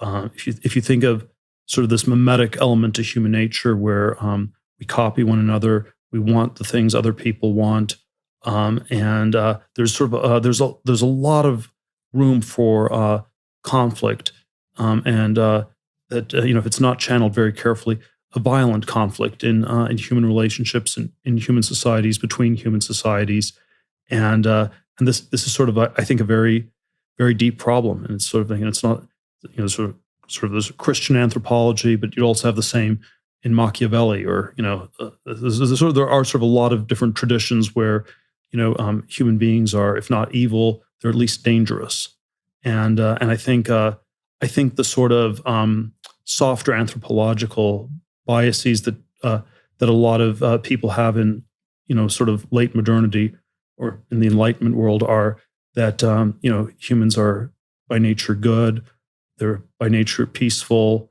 and that's not the norm. So there's that might be sort of a general bias people have, is that people can't be this violent. It's not this deep a problem. It's a problem other people have. There's some bad people who are violent, but it's not a general problem. One of the things that I think has been fascinating to me effectively, I didn't know you when I was young, and this feels like a lifelong friendship that got started way late in my life. And one of the things that kind of was surprising to me is that my coming from a Jewish background, you're coming from a German background. I think both of us were sensitized by the horrors of World War II, which, obviously the problem for the Jews is very clear. But the fact that Germany never really recovered its proud intellectual traditions, that had gotten bound up in a level of mechanized and planned violence, is a decimation of a great intellectual tradition. And one of the things we've talked about in the past is whether the twilight of living memory of the Holocaust should be used for some more profound German-Jewish reconciliation, that these are two communities that have held somewhat similar thought processes from the perspective of mimetic competition. Maybe there was a problem that they were doomed to run into each other, but that in some sense there are two wounds that need to be healed now that all of the original participants are either quite elderly or are gone. Do you think that is informing our conversation?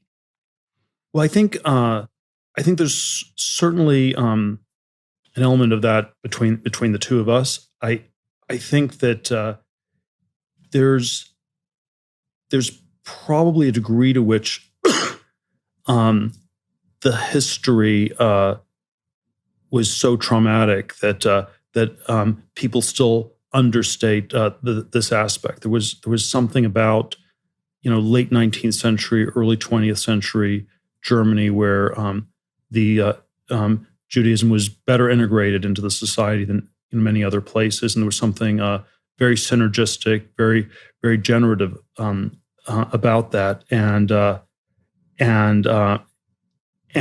then getting at all these ways that at that it was lost are very very hard to do. It's sort of the sort of social democratic response to the Hitler era and the Holocaust was sort of radically egalitarian. It's everybody's equal. You shouldn't kill people. Everybody's equally valuable. And yet, in some ways, what was Hitler killed the best people. And so there's a way in which the social democratic response to what happened doesn't even come up to the terrible thing that happened. And so in an egalitarian society, well, we don't have quite as many people. We're all equal. Nothing's really changed. But maybe you have no Jewish people left in Germany, and there's a lot less dynamism in the society as a result. And that's something that people still can't say in Germany, because that's is that right? You feel like it's like if I say it, people won't they won't contradict it or anything. But it's of course it's sort of profoundly uncomfortable. So I think there is a sense that there's sort of all these strange ways that Germany is still under the shadow of Hitler. Even the ways that people are trying to exercise Hitler, in some ways have deformed the society where you can't go back to the things that worked incredibly well in pre-World War I Germany. There was probably a lot that was unhealthy and wrong with it too. But yeah, there's a sense that something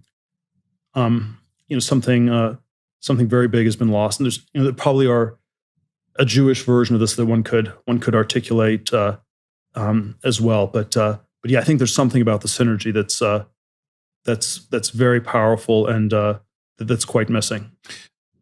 So from my side of the fence, I was just listening on NPR to a description of Fiddler on the Roof being put on by Joel Grey in Yiddish.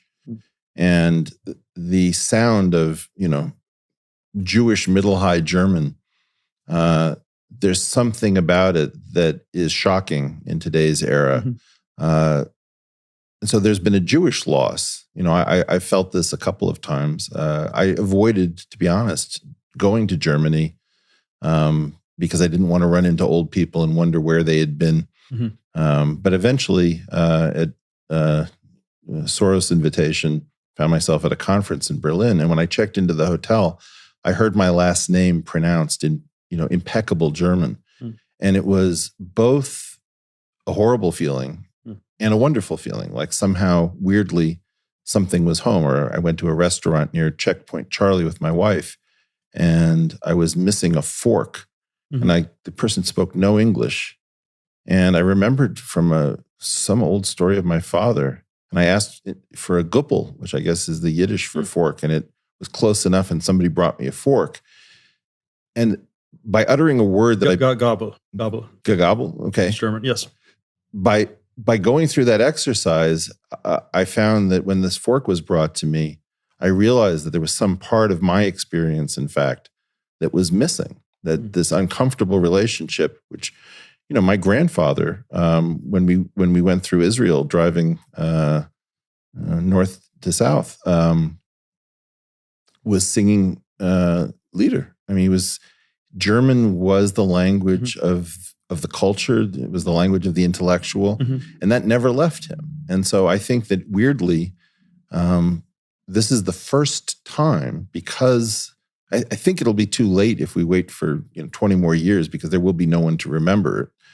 But that there is some opportunity to recognize a dual wound.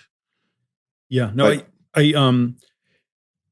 I think the challenge on the Germany side is that it's sort of I had somewhat of a idiosyncratic background here, where I was born in Germany, but we emigrated when I was about a year old, and we spoke German at home and lived in Africa and Namibia, where it went to a German-speaking school, but it was very different, I think, from the general post-World War II German experience, and so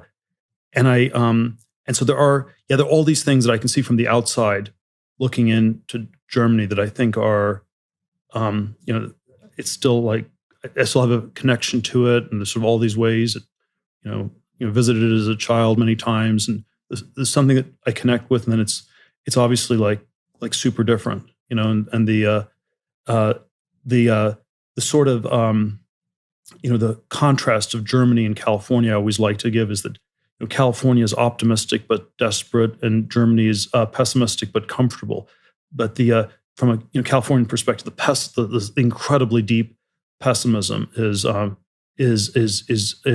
really, really striking, and even on that one dimension, I think Jewish culture is super different. Well, and I feel like Jewish culture is in part starting to attenuate, that we don't feel. This is crazy talk, but we never thought that there was anything positive about anti-Semitism, and obviously it's not a positive thing. But there were positive externalities, in that it allowed us to push ourselves very, very hard, because we always knew that we weren't going to get a fair shake, and that at any moment you might need to flee to some place that was less dangerous. And I feel that as we become comfortable, we've lost some of the dynamism, which is a hard thing to admit. But I do think that is in part true, just as I see, and I see this in Germany. Germany's intellectual contribution was so profound that nothing post-World War II seems to suggest the same nation. And I think that loss is a profound loss, not to Germany, but to the entire world. Yes, it's and of course, one of the challenges is, you can sort of describe these things. We can speculate on, some of the causal things. It's I think it's somehow we don't want to go back. We can't go back. Can't and don't want to. I agree. And so there is a history, and I think something's been lost in both Germany and in Jewish culture.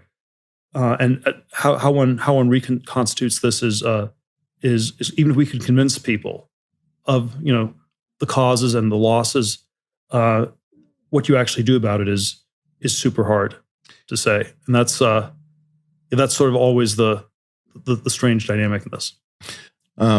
Something I'd be open to us working on at some future point if we can find the time. But let me switch gears slightly and come back a little bit to the violence point.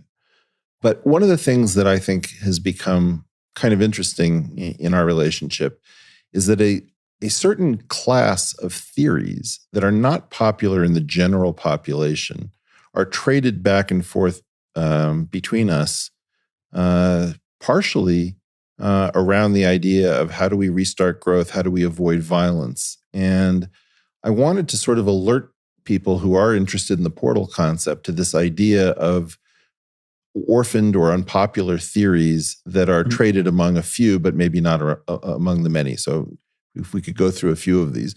One of them has to do with how you and I both were much more, I think we believe that Trump was much more likely to get elected than the general population did. And this has to do with the theory of preference falsification, that people will broadly lie about what their true preferences are. So they'll keep one set of public preferences, but a hidden set of private preferences.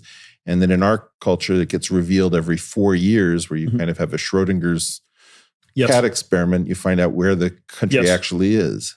Yes, I felt this was a dynamic that was going on in all these strange ways in 2016. There was a dinner I had in San Francisco about a week before the election with a group of center-right people. One of them was very prominent angel investor in Silicon Valley, and he said, I'm voting for Trump in a week, but because I'm in Silicon Valley, I have to lie.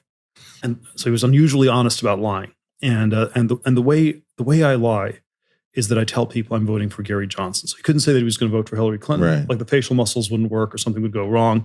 But Gary Johnson was sort of the lie that you could tell.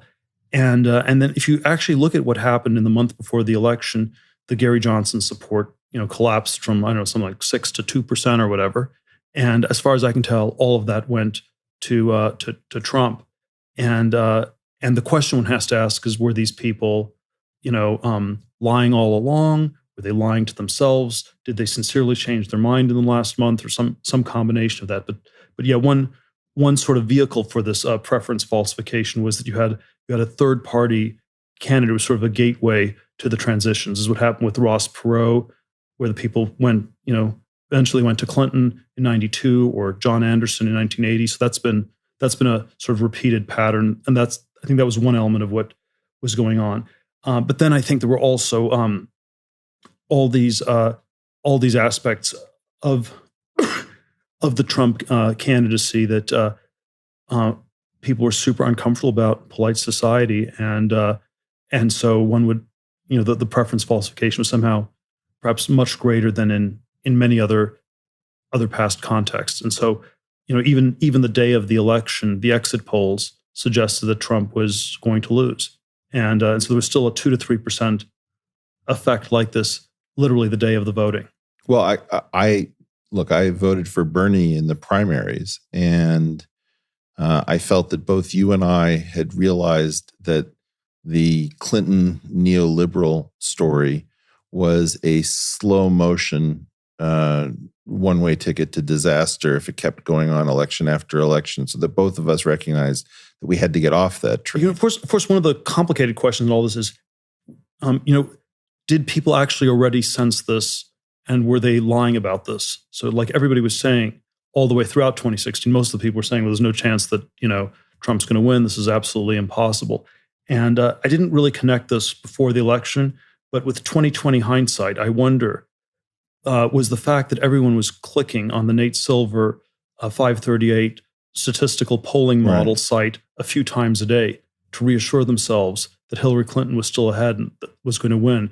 Was that some sort of acknowledgement that on some maybe subconscious or barely conscious level, people sensed that it wasn't really as done a deal as they were constantly saying? So there's even a version of that question that I wonder about. Because there was something about the polling that took on this unusually iconic role in 2016. It was so important, and there was no truth outside the polls. I remember there was one of the Democrat talking heads saying something like, Republicans don't believe in climate change. They also don't believe in polls. That's why they're going to lose. And generally, polls are right, but there was something about how all important they were in 2016 that might have been a tell that something was a little bit amiss. Well, I think people knew, to my way of thinking, I think people knew that there was something very bizarre about this election. I think that the Bernie scare, that if the Democratic Party hadn't been so skillful in sidelining Bernie, and where the party regulars were, clearly backing Clinton, my sense is that it could well have been Bernie versus Trump, and that would have been enough to say the neoliberal story is over. So I think there was that fear that this was coming to an end. My sense of it was that the major reaction to Trump was sort of a class reaction, that it was, you are rejecting the entire concept of an educated group that knows the right things to say. And, you're clearly sort of not the kind of person who should be in the Oval Office, much more than the issue of whether or not Trump was going to be a warmonger or turn the U.S. into a police state, which, of course, doesn't seem to have happened as of this moment in 2019. Yes. But I guess what my sense of it was is that people really were shocked. Because I live in a left of center universe. The day after, they certainly pretended to be shocked. No, there's no. So look, I'll concede your point. They were pretty shocked. They were pretty shocked. But but I still have my question. Why were they clicking on the Nate Silver sites a few times a day? One version of it was, let's say, even if Hillary trounced Trump, but it wasn't enough, that would be a scary thing given what Trump had been built up to, which is a orange Hitler. If you imagine that your country is supporting somebody who thinks all Mexicans are rapists and is going to take the country back to the Middle Ages, it would be very disconcerting if such a person could get 20% of the vote. So I think that the poll had its own significance. However, I think that one of the things about preference falsification is that when you start to believe that this is a robust phenomenon, that all of the economic models that assume that your private preferences and public preferences are the same, you start to see the world very differently. And so this is one of the portals into an alternate way of seeing the universe so as not to get surprised by revolutions. Well, it's always, it's always this question, in my mind, this question of preference falsification, the Timur-Quran theory is tightly coupled to this question of, how intense is the problem of political correctness, where, how much pressure is there on people to say things they don't actually believe. And I always come back to thinking that the problem of political correctness, in some sense, is our biggest political problem. That we live in a world where people are super uncomfortable saying what they think. That it's sort of dangerous to use the Silicon Valley context. It's a problem that Silicon Valley has become a one-party state. But there are two different senses in which you can be a one-party state. One sense is that everybody just happens to believe this one thing, which is one thing, and then the other one is in which 85% of the people believe one thing, and the other 15% pretend to. And it's sort of like it's a dynamic with super majorities where in a democracy we think 51% of the people believe something, they're probably right. If 70 to 80% believe something, it's almost more certainly right. But if you have 99.99% of the people believe something, at some point you shifted from democratic truth to North Korean insanity. And so there's a subtle tipping point where the wisdom of crowds shifts into something that's sort of softly totalitarian or something like that. And so in my mind, it maps very much onto this question of the problem of political correctness, and it's always hard to measure how big it is. In a politically correct society, of course, we're just saying what we think. We all love Stalin, we all love Chairman Mao, and maybe we're just singing these songs because we're all enthusiastic about it. And I think my read on it is that problem has gotten more acute in a lot of parts of our society over the last few decades. Yeah, I think that's gotten.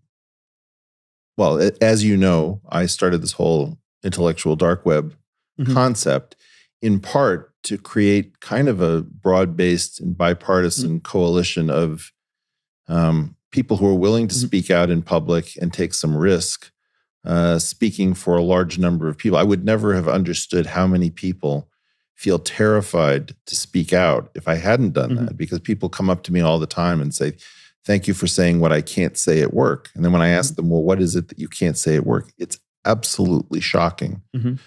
Completely commonplace things that are not at all dangerous, not scary or frightening.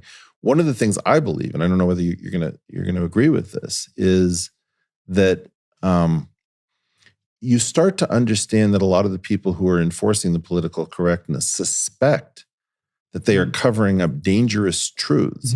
So, for example, if you believe that IQ equals intelligence, which I do not, I mean, let's just be honest about it, you're going to fear anything that shows a variation in IQ between groups.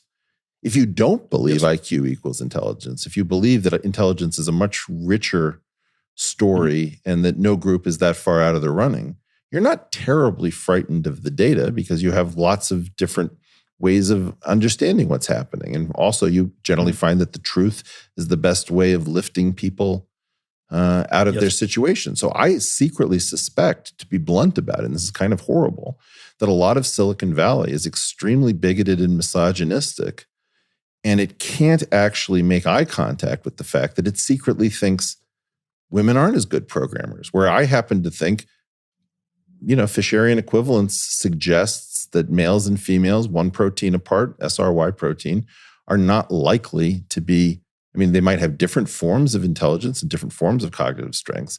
But if you don't actually worry too much about an intellectual difference, you'd be willing to have an intellectual conversation that was quite open about it. So maybe I can turn that around as a Yeah, let me see. There's sort of a lot of different things I want to react to there.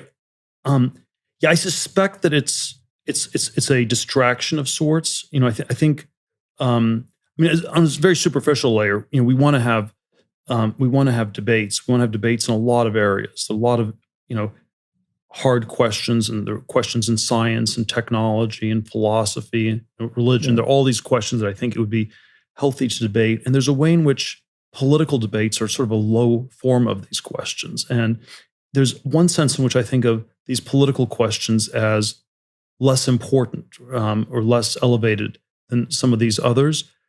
But there's also a sense in which these questions about politics are ones that everyone can have access to. And so, if you can't even have a debate about politics, you can't say, I like the man with the strange orange hairdo, or I like the mean grandmother. Yeah. If you can't even say that, then we've sort of frozen out discussion on a lot of other areas, and that's always one of the reasons I think that political correctness starts with correctness about politics, and that when you aren't allowed to talk about that area, you've implicitly frozen out a lot of others that are maybe more important, and we're certainly not going to have a debate about string theory if we can't even have a common sense debate about politics or something like that. I'm very sympathetic to the sort of distraction theory that a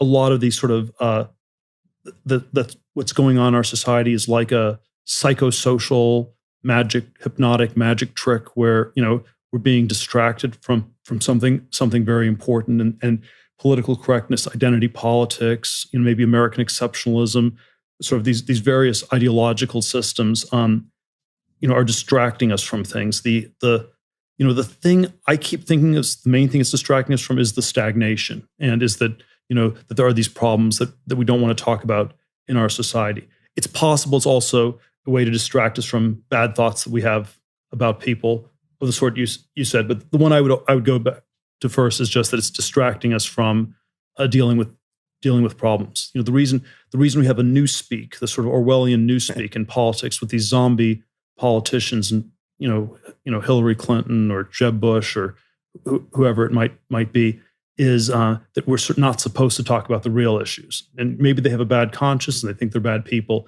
but it's just, I think the primary thing is just too dangerous to talk about what's actually going on. They don't know what to do about it, and better not talk about that. Yeah, I think there's another take on it, which, if I'm honest about it, probably originates from my side of the aisle, which is that I have a sense that if you believe that productivity and growth is over, you don't want to emphasize issues of merit because you don't really think that the merit's going to translate. And so therefore, all you can focus on, like, a board of a company is just a bunch of slots at a trough. And so you have to make sure that every group has its slots at the trough, right? Because it doesn't actually matter. The board isn't doing anything to begin with. And so it's only a question of receiving the wealth that is already there. And so I worry that is, I guess where I break with a lot of progressives is that I believe that most progress comes from progress, which is technologically led and informationally led, that the more we know and the more we can do, the more we can take care of people. Yeah, so I mean, again, this is always maybe naive hope on my part, or something like this. But I always think that when we can't talk about things, that we can't solve them, and that this is exactly. And so that maybe these are the calculations you make, and this is the way we pat people on the head, even though they're never going to get ahead, or something like that. But it's never going to work. And eventually, swinging. And people aren't that stupid, and they will eventually figure it out. And so that's sort of why I'm undermotivated to play that game. Yeah, I have to say that one of the things that I've learned from you is that it's one thing to have a contrarian position. It's another thing to hold it when the whole world starts hating on you. For example, I watched the world go from viewing removing Gawker as removing a nuisance or worse that was threatening people selectively to a concern, about like First Amendment rights and silencing, free speech. And I do have the strong sense that people are willfully misinterpreting these actions that are necessary to sort of self-correct in our society and are not being terribly honest. There's a lot of bad faith acting in our system at the moment. Yeah, but again, I'm always this is again where I'm always quite hopeful that people realize there's a lot of bad faith acting, and they discount this. They grow out of it accordingly. And I don't know how many of the people who disagree with me on the support for Trump, will be more open to it in 5 years or 10 years, and we'll see. On the Gawker matter, yeah. I'm going to win that one, and I think that I think people understand that when it gets criticized by people in the media who have themselves are up against super challenged business models, right, where they have to act in sociopathic ways to get clicks by their readers, right, that this is just the game they have to play. And I think people there's more of an understanding of this I agree than you think, well, and therefore it's not quite what it looks. Well, but there's also a way in which in both of these cases there's the I think I was extremely disturbed by Gawker a decade and a half ago, because I think it was a really powerful thing at the time where it worked because people didn't understand how it worked. It was this hate factory, this scapegoating machine, but people didn't see it as such. And because of that, it was super powerful. Once you see how it works, once you understand it, it is less powerful. So, even had I not succeeded in the litigation against Gawker, I think it would be a weaker version of that today, because there are, of course, equally nasty things on the internet, but they're not as powerful because or as well organized. People can sort of there's more transparency into the bad motives, and people get it. And the hate factory only works when it's not perceived as such. Well, I think that there is a way in which some of this stuff is slowing down because people are getting tired of the constant state of beheading, figuratively, of people via their reputations. Mm-hmm. That we've moved from honest physical violence into mm-hmm. reputational and economic violence against people mm-hmm. that are considered undesirable. But I think that there's a story with both Gawker and Trump, which the rest of the world will never see, and I wouldn't have seen it if I hadn't been working with you. In the case of Gawker, I don't think anybody even knows the story about how much you sweated the ethics internally of how do I do this right? How do I make sure that I don't hurt anybody that I shouldn't be mm-hmm. hurting? How do I make sure that this represents mm-hmm. something narrow and not something broad? Which is a story, so far as I know, that hasn't been told. And then there's the story with Trump, where, I don't know if you remember this, when Trump won, you had a gathering at your house and you did not invite me. And I was so pissed at you that even though I was tooth and nail against Trump, and I remained really pretty close to a never Trumper, I knew why you did what you did. I knew that you felt that it was a reduction in violence. And I think that you had theories that nobody believed at the time. If I look out at this world out through these windows, Trump has not changed mostly day-to-day life, except for the phenomena mm-hmm. of Trump. But it's not, there isn't a policeman on every street corner with an automatic rifle. We're not in some sort of siege from the White House. And you said, I think much less is going to happen than people imagine. And I think we're going to be in a much less interventionist mode than we were previously. And whether or not you were right or you were wrong, and so far I think you've been borne out to be right on both of those points, I knew that you had an idea that we had to shake things up or we were going to be in some very dangerous situation. It was I had two speeches in 2016. One was at the Republican convention. One was at the Washington Press Club about a month before the election. And in both speeches, I underscored the ways in which I think Trump would represent a break from the interventionist, neoconservative, neoliberal right. foreign policies of Bush 43, that Obama still continued, and that Hillary was likely to would have been likely to continue. And I still think that that's roughly what's happened. It's not been as far away from interventionism as I would like, but it's directionally that's happened. And I think that I do think we're not going to go back to that on the Republican side, which is like a very important thing. We're not going to go back to the Bush foreign policy ever. Yeah, that was an important thing. When in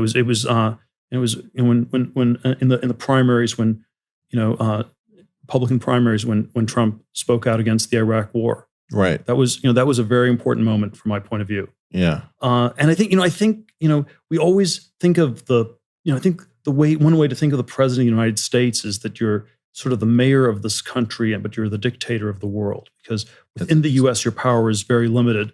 Outside the U.S. you can do a great number of things, and that's why I think these foreign policy questions are actually are very important ones in assessing a president.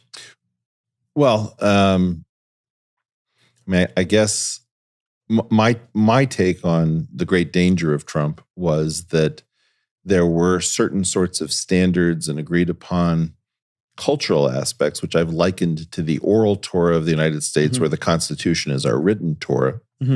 And my concern is that Trump has had an effect on degrading certain expectations, where it does matter how one comports oneself as a president, maybe not as much as some of my friends would like to think. And I do think that we needed some dynamism.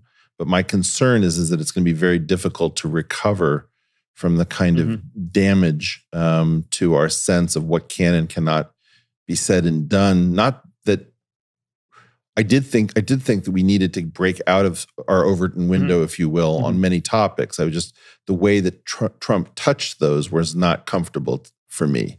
Yes. Well, look, I don't want to get. Look, I agree. There are certain ways in which President Trump does not act presidential in the way in which the previous presidents acted I agree that presidential. He's breached things that needed to be said. But then maybe there's some point where it was too much acting, and the acting was counterproductive, and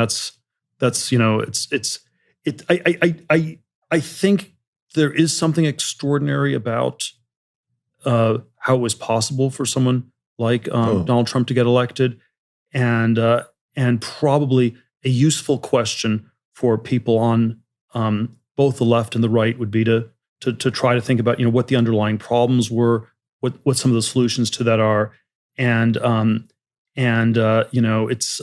think the left or the Democrats, they can win in 2020, but they have to have more of an agenda than just telling the Republicans to hurry up and die. Well, it has to be more than that. This is the thing that convinced me that I didn't get the Trump thing, which was I was convinced that Trump was going to be such a wake-up call that the Democratic Party was going to, go behind a closed door and say, we cannot let this happen again. We have to look honestly at how we got beat, what this represents, what it means, and what we're going to do next time.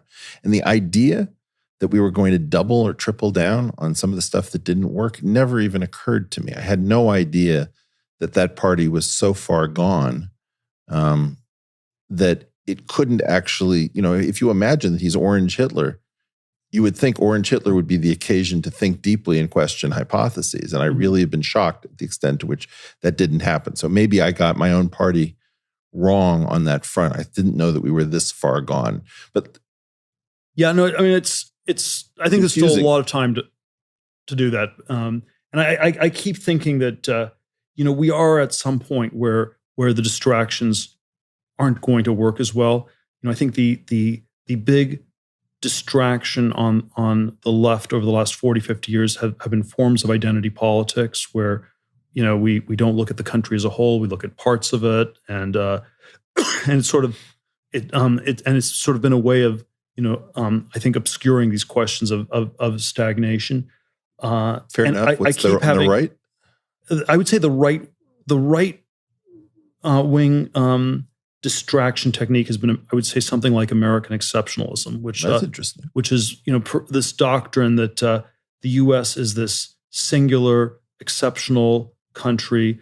It's so terrific, so wonderful. It does everything so incredibly well that you shouldn't ask any difficult questions, any questions at all. And it's if you want the, it's I think it in theological or epistemological terms, you can compare it to the radical monotheism of the God of the Old Testament, where it means that God is so radically unique that you can't know anything about him. You can't talk about God's attributes. You can't, say anything about him whatsoever. And if the United States is radically exceptional, then in a similar way, you can say nothing about it whatsoever. And there may be all these things on the ground that seem crazy, where we have people who are exceptionally overweight. We have subway systems that are exceptionally expensive to build. We have universities that are exceptionally sociopathic. I mean, you don't have the student debt problem in any other country. We have a trade regime that's exceptionally bad for our country, like no other country Firearms. is as self-destructive as this. There are all these things that we somehow don't ask. So I think exceptionalism somehow led to this country that was exceptionally unself-aware, and that's very interesting. And that's and so there's greatness is adjacent to exceptionalism, but it's actually still quite different, because many countries can be great, and great is more. It's more a scale, and there's something you measure it against. It's multivariate. It's whereas exceptional, it's just completely incommensurate with anything else, and I think that's gotten us into a very, very bad cul-de-sac. And I think that there's a way in which that sort of exceptionalism has ended on the right, and we've moved beyond that. And I'm hopeful that in a similar way, the left will move beyond identity politics, even though right now it feels like the monster is flopping about more violently than ever. And even though I think it might be its death throes, but maybe not.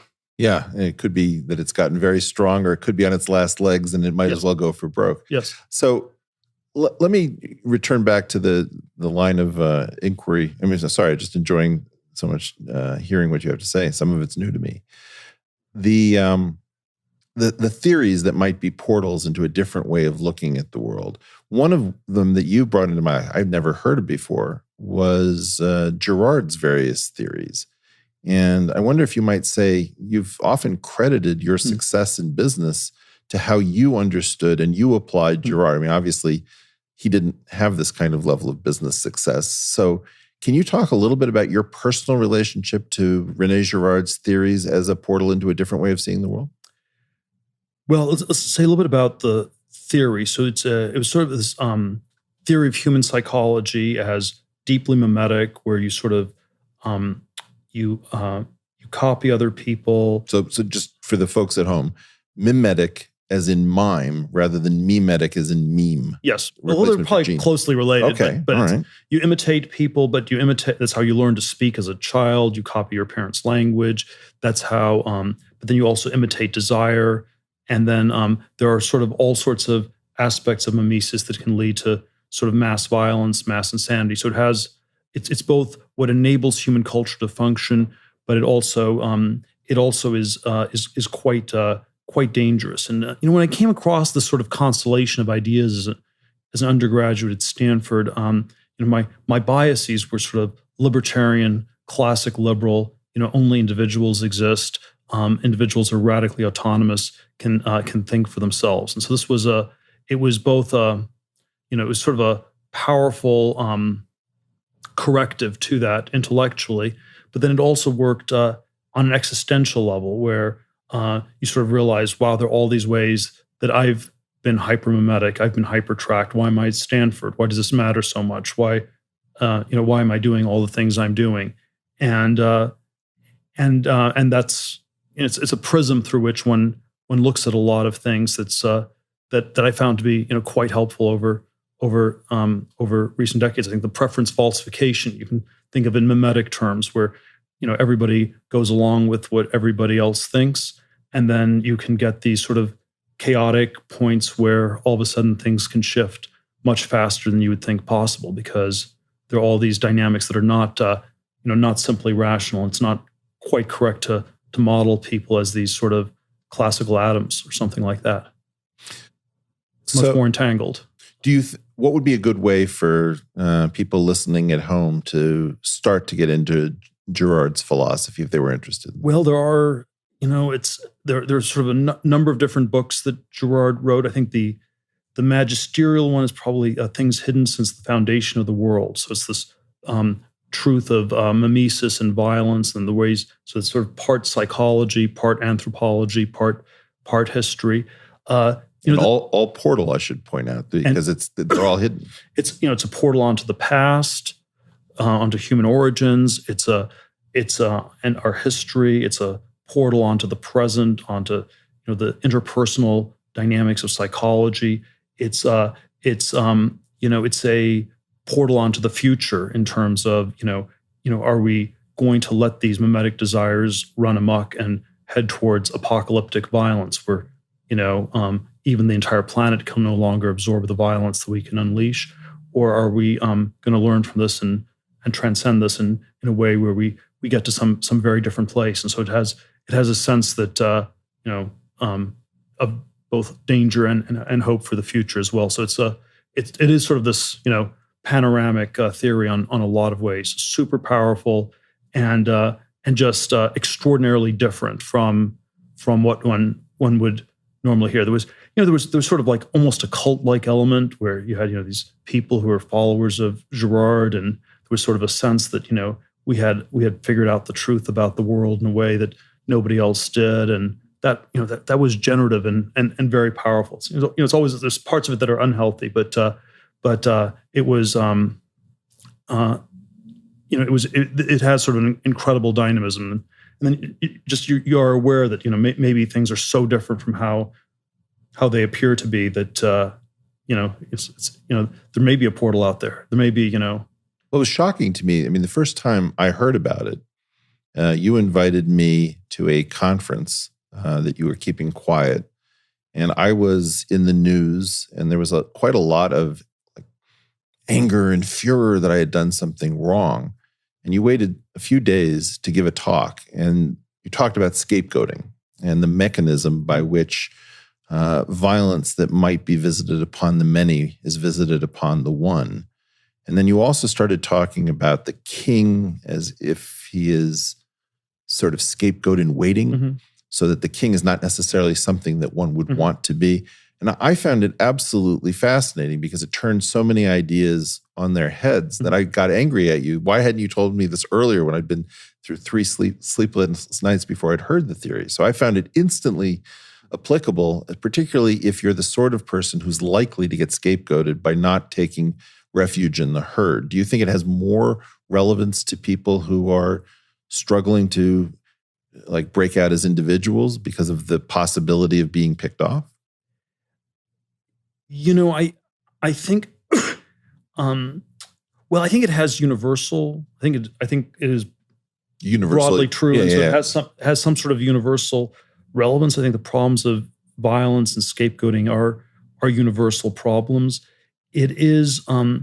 It's probably the case that there are certain types of people who are more likely to become scapegoats, but it's not an absolute thing. Yeah. And so there is, there's always, you could say there's an arbitrariness about scapegoating, because the scapegoat is supposed to represent, to stand in for everybody. And so the scapegoat has to be perceived as someone who's radically other, but then also has to somehow emerge from within the group. And so there are times when the scapegoat is the sort of outlier, extreme insider, extreme outsider, king/criminal, or whatever personality, and that's probably a dangerous sort of thing. It's like Abraham Lincoln, the incredible orator who's also grows up in a log cabin. So these sort of extreme contrasts are often people who are at risk of this maybe more than others. And then at the same time, because these are sort of mob-like dynamics, there is sort of a way in which it's not like anyone's really safe from the violence, right? Ever. No one's completely safe. I think that's quite true. But yeah, but there's sort of is a thought that one of the sort of history ideas that Girard had that is that there's a dynamic to this process where scapegoating, it only works when people don't understand it, and so. Right. there's sort of as you understand it better, it works less well, or it has to get displaced into other dimensions. And so, if you have a witch hunt, say, we need to find a witch to bring back peace to the community. That's sort of a psychosocial understanding of what you're doing is actually counterproductive to the witch hunt itself. The witch hunt is supposed to be a theological epiphany. Right. That God's telling you who the witch is. If you think of it as some sort of psychosocial control mechanism, then it won't work anymore. And so, a metaphor that Girard uses is that the sacred is like phlogiston, and violence is like oxygen. And so, but it only works in a world where it's misunderstood. And so, if you understand scapegoating, you end up in a world where it works less and less well, and the kind of political and cultural institutions that are linked to it will tend to unravel. I think one of the sort of ways in which this has happened a great deal in modernity is that we scapegoat the scapegoaters. We sort of go up one level of abstraction, and that sort of always makes it a little bit more complicated. And so, if we go after the people who were the historical oppressors, the historical victimizers, that's often a super powerful way, and it's like slightly too complicated. There was a Bill Clinton formulation of this. We must unite against those who seek to divide us, and which is on some level it's self-contradictory. Yeah. But then it's just a little bit too hard for people to fully disentangle, and that's sort of one way that I think it still sort of works, even though it's again, when everyone sees these moves, when everyone understands them, it just doesn't work that well anymore. So it's like saying, would you like me to prescribe you a placebo? In other words, that probably does not work very well. It doesn't work very well. That probably does not work very well. And but then the other part of it that I find terrifying, but also interesting, is that implicit in this framework is that there is a minimal level of violence needed to accomplish an end. And that the scapegoating mechanism, while entirely unjust, has the virtue of being minimal in that the horror is visited upon the individual. Yes.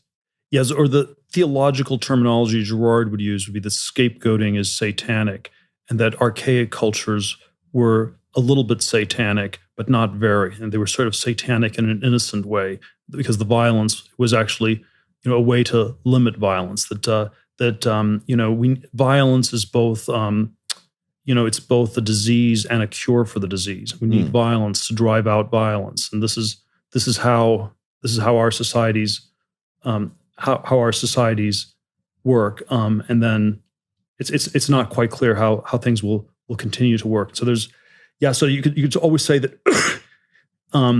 there's a sense in which, this is super broad brushstroke type argument. There's a way in which you can say that the left is more focused on the unjustified nature of violence, and the right is more focused on how a certain amount of violence is needed for society. And there are ways in which they're both right, and then there are ways in which they're both deconstructing each other. I suppose you could say a nation state contains violence in both senses of the word contain, because that's good. It contains it as it limits it, it channels it in certain ways, but then it's also part of its very being, and you get into all these questions when it's appropriate, when it's not, and that's why I don't like violence. I think it's a very serious problem, but you also recognize its instrumental nature. If you said we're going to get rid of all violence tomorrow, it's going to stop. You'd be talking about nothing. Or I think so. There's no way in which that can. Well, that might require a tremendous amount of violence to enact, or if we're going to have no more violence at all, maybe you'll have just total chaos and a lot of violence. In that form. So it's an interesting problem to add. Yeah, there's sort of all these interesting descriptors, but then how to practically translate into action, very, very tricky. Yeah. I think that one of the things on the left that people don't get right, and I don't know whether you'll agree with me or not, is that I think we on the left are somewhat divided between two camps. One camp is quite open about wanting to end oppression, and the other camp is cryptic about wanting to reverse it. In other words, you've oppressed for long enough. It is your turn to be oppressed by us, and we are actually envious of oppression. And there is something of a civil war. I mean, I would say this is the way in which the IDW's left wing or left flank is misunderstood, which is that almost none of the left wing members of the IDW are interested in oppressing anybody. So there can be no payback period that sounds like fun to us. And one of the things I hadn't understood until it was said to me quite starkly, progress is messy and you got to break a few eggs to make an omelet. There is this just tolerance bordering on excitement about the opportunity to stick it to those who have stuck it to you from your perspective, that this is an aspect of justice, whereas the cessation of oppression is interesting to another part of that group. Yeah, it's much less, although the disturbing thing is that it's, of course, much less exciting and much less energizing. So I often think if you listen to a political speech, right, the applause lines are always the ones, we are going to go after the other side. Yeah. We're going to go after the bad people. We're going to stop them. And if you try to construct a political speech in which it was, we're going to unite people, we're going to get everybody onto this goal, and there were no bad people, it's almost impossible to have a speech that has any energy at all. Well, so it's let me take issue with that slightly. My excitement, I agree. As a political speech, I understood exactly what you said. So I don't think I'm going to mischaracterize it.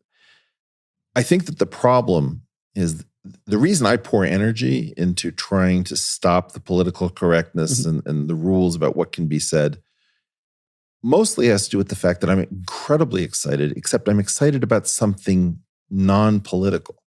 Like if what I'm excited about is pursuing technological progress, scientific progress, more people being able to form families, et cetera, that's where the excitement is. It's not coming from the politics. It's coming from what the politics facilitates. And so I think that the problem with these speeches is if you don't believe that there's something that we're keeping this space clean for, we might as well riot or something, because at least that's exciting and that's got some energy behind it. And then it's my team versus your team. But I think that what both you and I have been focused, I mean, look, at some level, anybody as focused on technology as you are is a progressive in the sense of caring about what is actually progress. And I think that the danger comes from when politics becomes your entertainment. And you read very correctly, and I learned this from you, that when you look at a bunch of candidates debating on a crowded stage, look at where the energy is.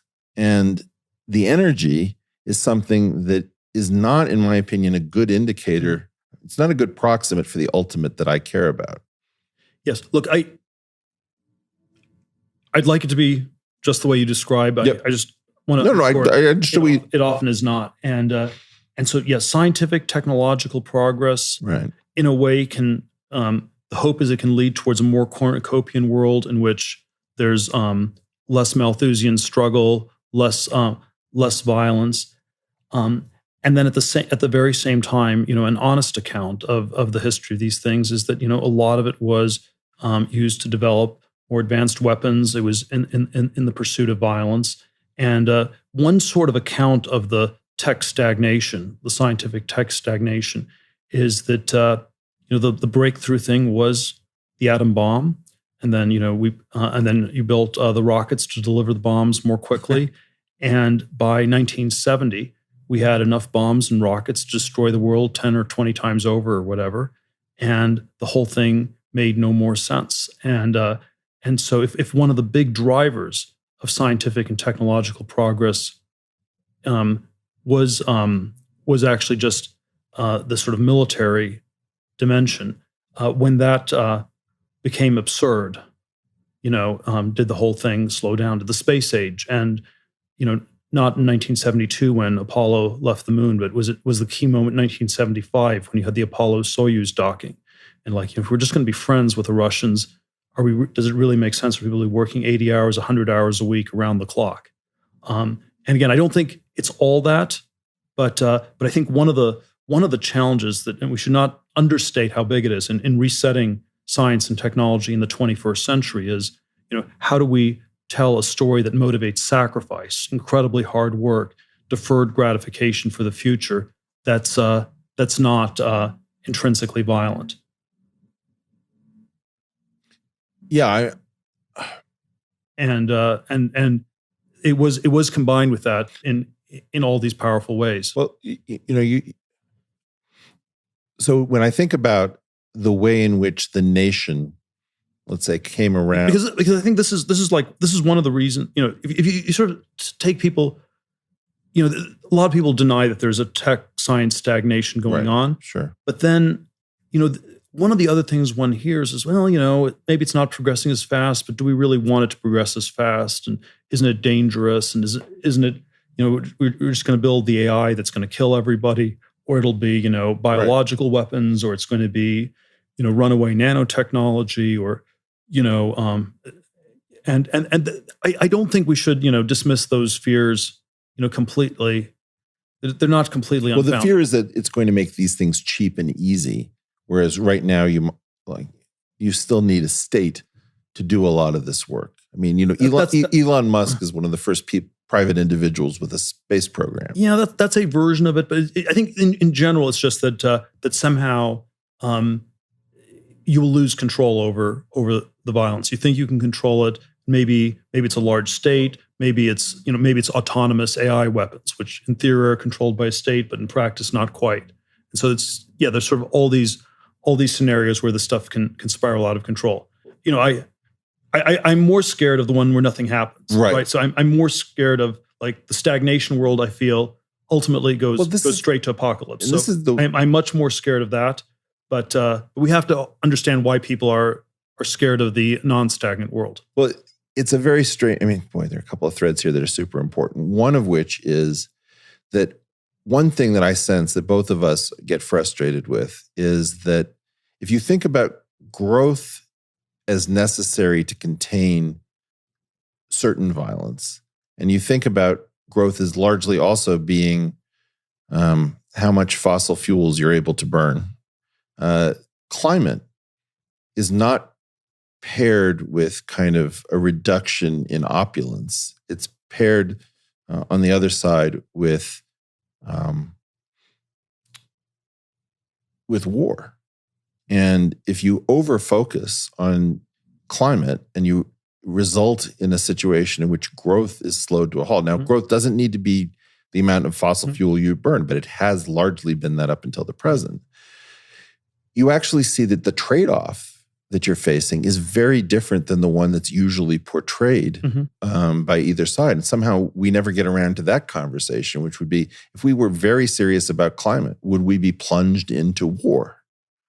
Yeah, obviously you can't have an economy without an environment, but it may also be the case that you can't have an environment without an economy. Right. And then if both of those statements are true, maybe the set of solutions, the set of best solutions looks really different than if you just focus on one and not the other. Well, this is why it's so important for me to have environments in which people who don't agree on things but agree on what constitutes a conversation can sit down with an idea that nobody's going to leave the table so with their reputation in tatters to the extent that they can't find a job on Monday to support themselves, is that you have to actually weigh both of these things simultaneously. And the great danger is people trying to solve either problem in isolation. Well,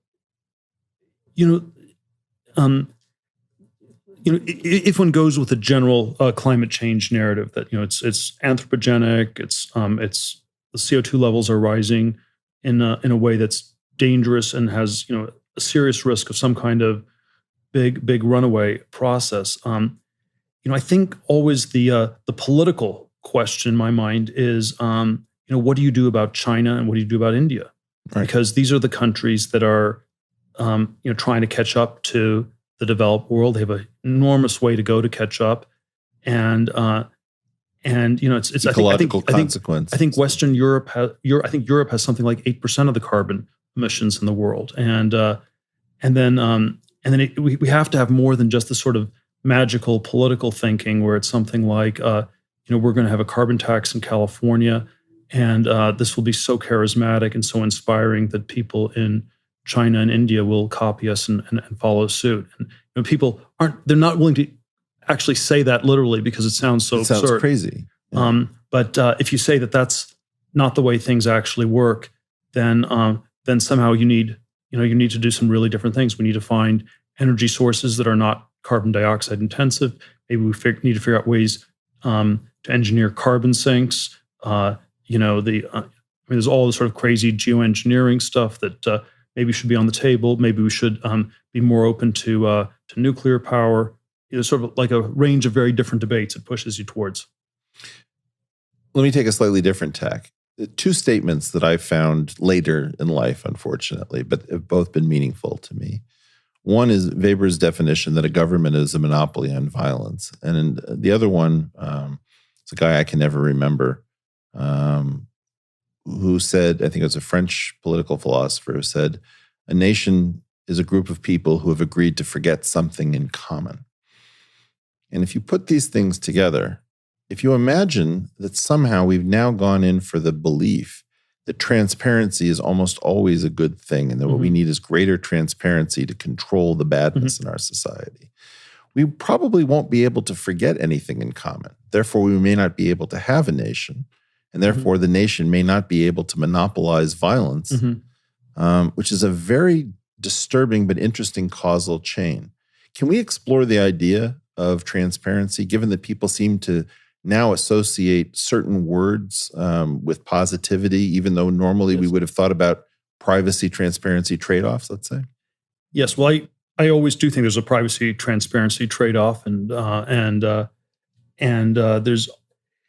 always one of the things that's always confusing about transparency to me is there's transparency in theory, which is like this panopticon-like thing where the entire planet gets illuminated brightly and equally everywhere all at once.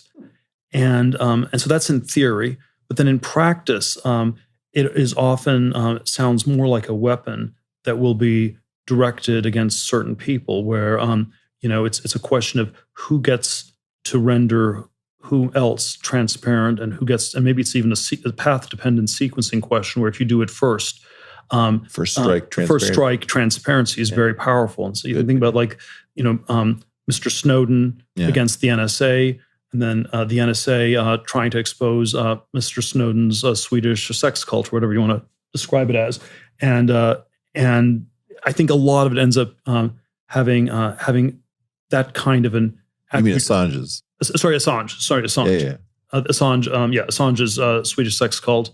Assange against the NSA. The NSA against Assange's Swedish sex cult, or something like that. And that's and so I think in practice, full transparency it assumes people can pay attention to everything at once or equally, and that seems politically incorrect. But then even if you had this much greater transparency in all these ways, there are all these ways that would seem creepy, totalitarian. If you state it in terms of the problem of violence, right, you can think of the trade-off between transparency and privacy as, transparency is, we're looking at everybody and therefore they can't be that violent, but the state may be very violent in enforcing all this transparency. And privacy is, you get to have a gun and you get to do various dangerous things in the dark, and no one knows what they are. And so there's probably more violence on the individual level, but then less control on the state. And it's, again, this question of, are you more scared of the violence of individuals or more scared of centralized violence? And probably one should not be too categorical or too absolute about this, but it can show up in both places, and that's why it's a wickedly hard problem. It's Well, wickedly hard. it does seem to be, and I have to say, I've started to hate the transparency discussion, because if you'll notice, there's a vogue in 2019 for simply saying, well, I believe that sunlight is the best disinfectant, as if that constituted an argument. Now, first of all, one thing that people don't understand is that there are infections like brucella that are actually accelerated by sunlight. Mm-hmm. So it's comical. It's not even true. Bleach is probably a better disinfectant. But the idea that that constitutes an argument in our time, to me, speaks to the fact that we're living in a very strange moment where if you go back to Ecclesiastes and the inspiration for turn, turn, turn, there was an idea that there was a purpose to everything. And inclusion or exclusion were both needed. A time to kill, a time to die, a time to refrain from killing. Mm-hmm. There does seem to be sort of an absolutist mania in which it would be hard to imagine writing a song about a time to kill in the modern era. And likewise, I'm not positive that people recognize how imperative it is for a well-functioning government to have places where it doesn't have to constantly account for itself. Yeah, if everything, if you sort of have no backroom deals, maybe that's less corrupt, but maybe nothing gets not functional. Done. It's the U.S. Supreme Court still doesn't televise its hearings, and I suspect that's the right call, even though and so it's always, and so there is something very strange, and I think part of it is that if you know that everything is going to be transparent, you will censor yourself and you won't say things. So it's not like the same thing happens in a transparent way. Maybe it just stops happening altogether. If you're a politician or an aspiring politician, and you want to, you're not going to engage in bold ideas. You're not going to experiment with different ways about thinking about things. You're going to be super conventional, super curated, and so it's not like we get all the benefits of transparency with none of the costs. They come with a very, very high cost. And I do, I do wonder if one of the strange dynamics with the younger generations in the U.S. is that there's a sense that you're just constantly watched. There's this great eye of Sauron, to use the Tolkien metaphor, that's looking at you at all times, and that, yeah, it would be good if you could act the same way, and if something bad happened, we could take care of you. But if you're always being watched, I suspect it really changes your behavior. It's interesting. In a moment where I wanted to make sure that my son didn't misbehave, I toured him around our neighborhood and pointed out all of the cameras that would track anybody on the street where we live. And I'd never noticed them before, but sure enough, there they were in every nook and cranny, that we don't realize that if it has to be stitched together, there's an incredible web of surveillance tools that are surrounding us at all time. Let me ask you about one more theory before we break for this session. We can have you on at another point. It's been great talking. Are you familiar with the theory of Jennifer Freud's called institutional betrayal? I know you've mentioned it to me, but I don't know all the details. So tell me a little bit about it. Well, I don't know all the details either, but I think what she isolated was that people who have been betrayed by institutions that have a responsibility of care, like a hospital, for example, or if you trust a sense-making organ like your newspaper, and then you find that you've been betrayed by that institution that had something of like a principal agent problem where you had to trust your agent in order to take care of you, that the quality of trauma is in fact different, and that it leads to a universal fear of the infrastructure of your society. That's sort of what I picked up. What I was going to ask you about is, given our central belief that there was something about growth that led to universal betrayal by institutions, which has compromised experts in the minds of most people. Do you think there's a preferred way of waking up as a society out of a kind of universal institutional betrayal? If we're excited about the next chapter, what I'd love to talk to you about in a future episode is what we're excited about what comes next. Is there a way of waking up from this most gracefully? Don't know about that. It strikes me that there are ways we don't want to wake up. And we don't want to wake up in a way where it de-energizes us and demotivates. And so, so I think one of the ways I think these institutions worked was, they took care of people, but it was also, motivational. You study, you get good grades, you'll succeed in our system. Right.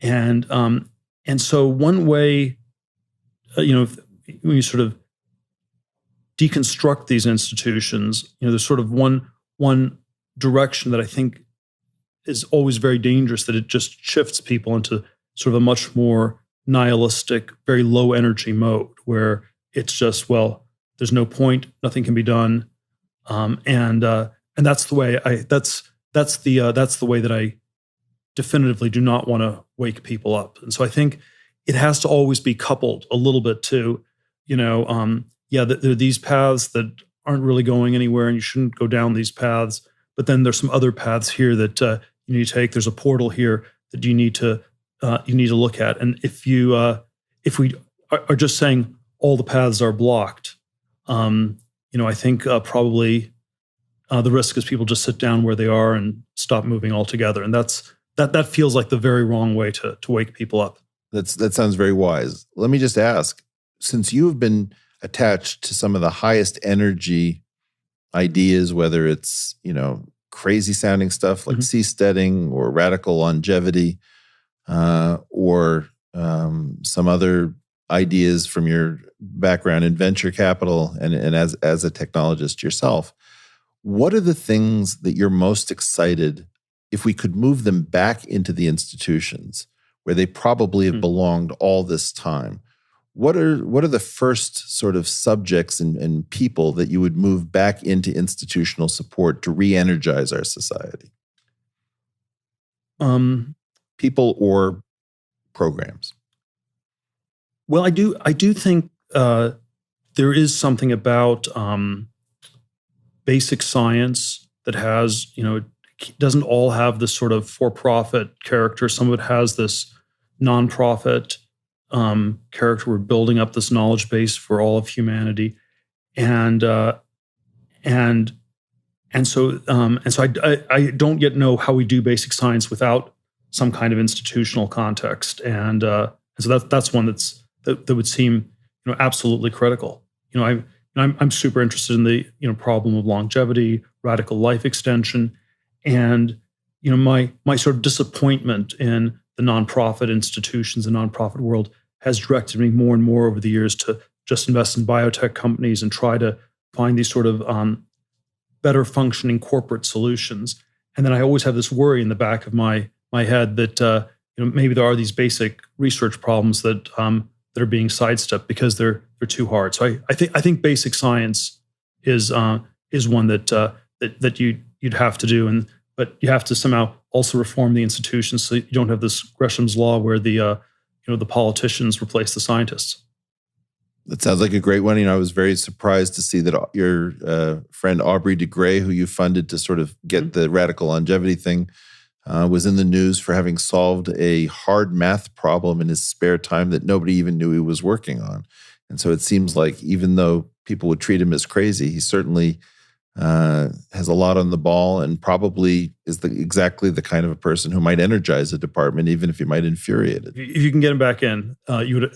If you were able to get him back in, I think you'd be able to solve a lot of problems. Well, Peter, it's been absolutely fantastic having you. Thank you for a very generous gift of your time. And I hope that you will consider coming back on the portal to talk about some of the specifics about the things that you and I are most excited about doing next. Will do. Thank you so much. All right, Peter.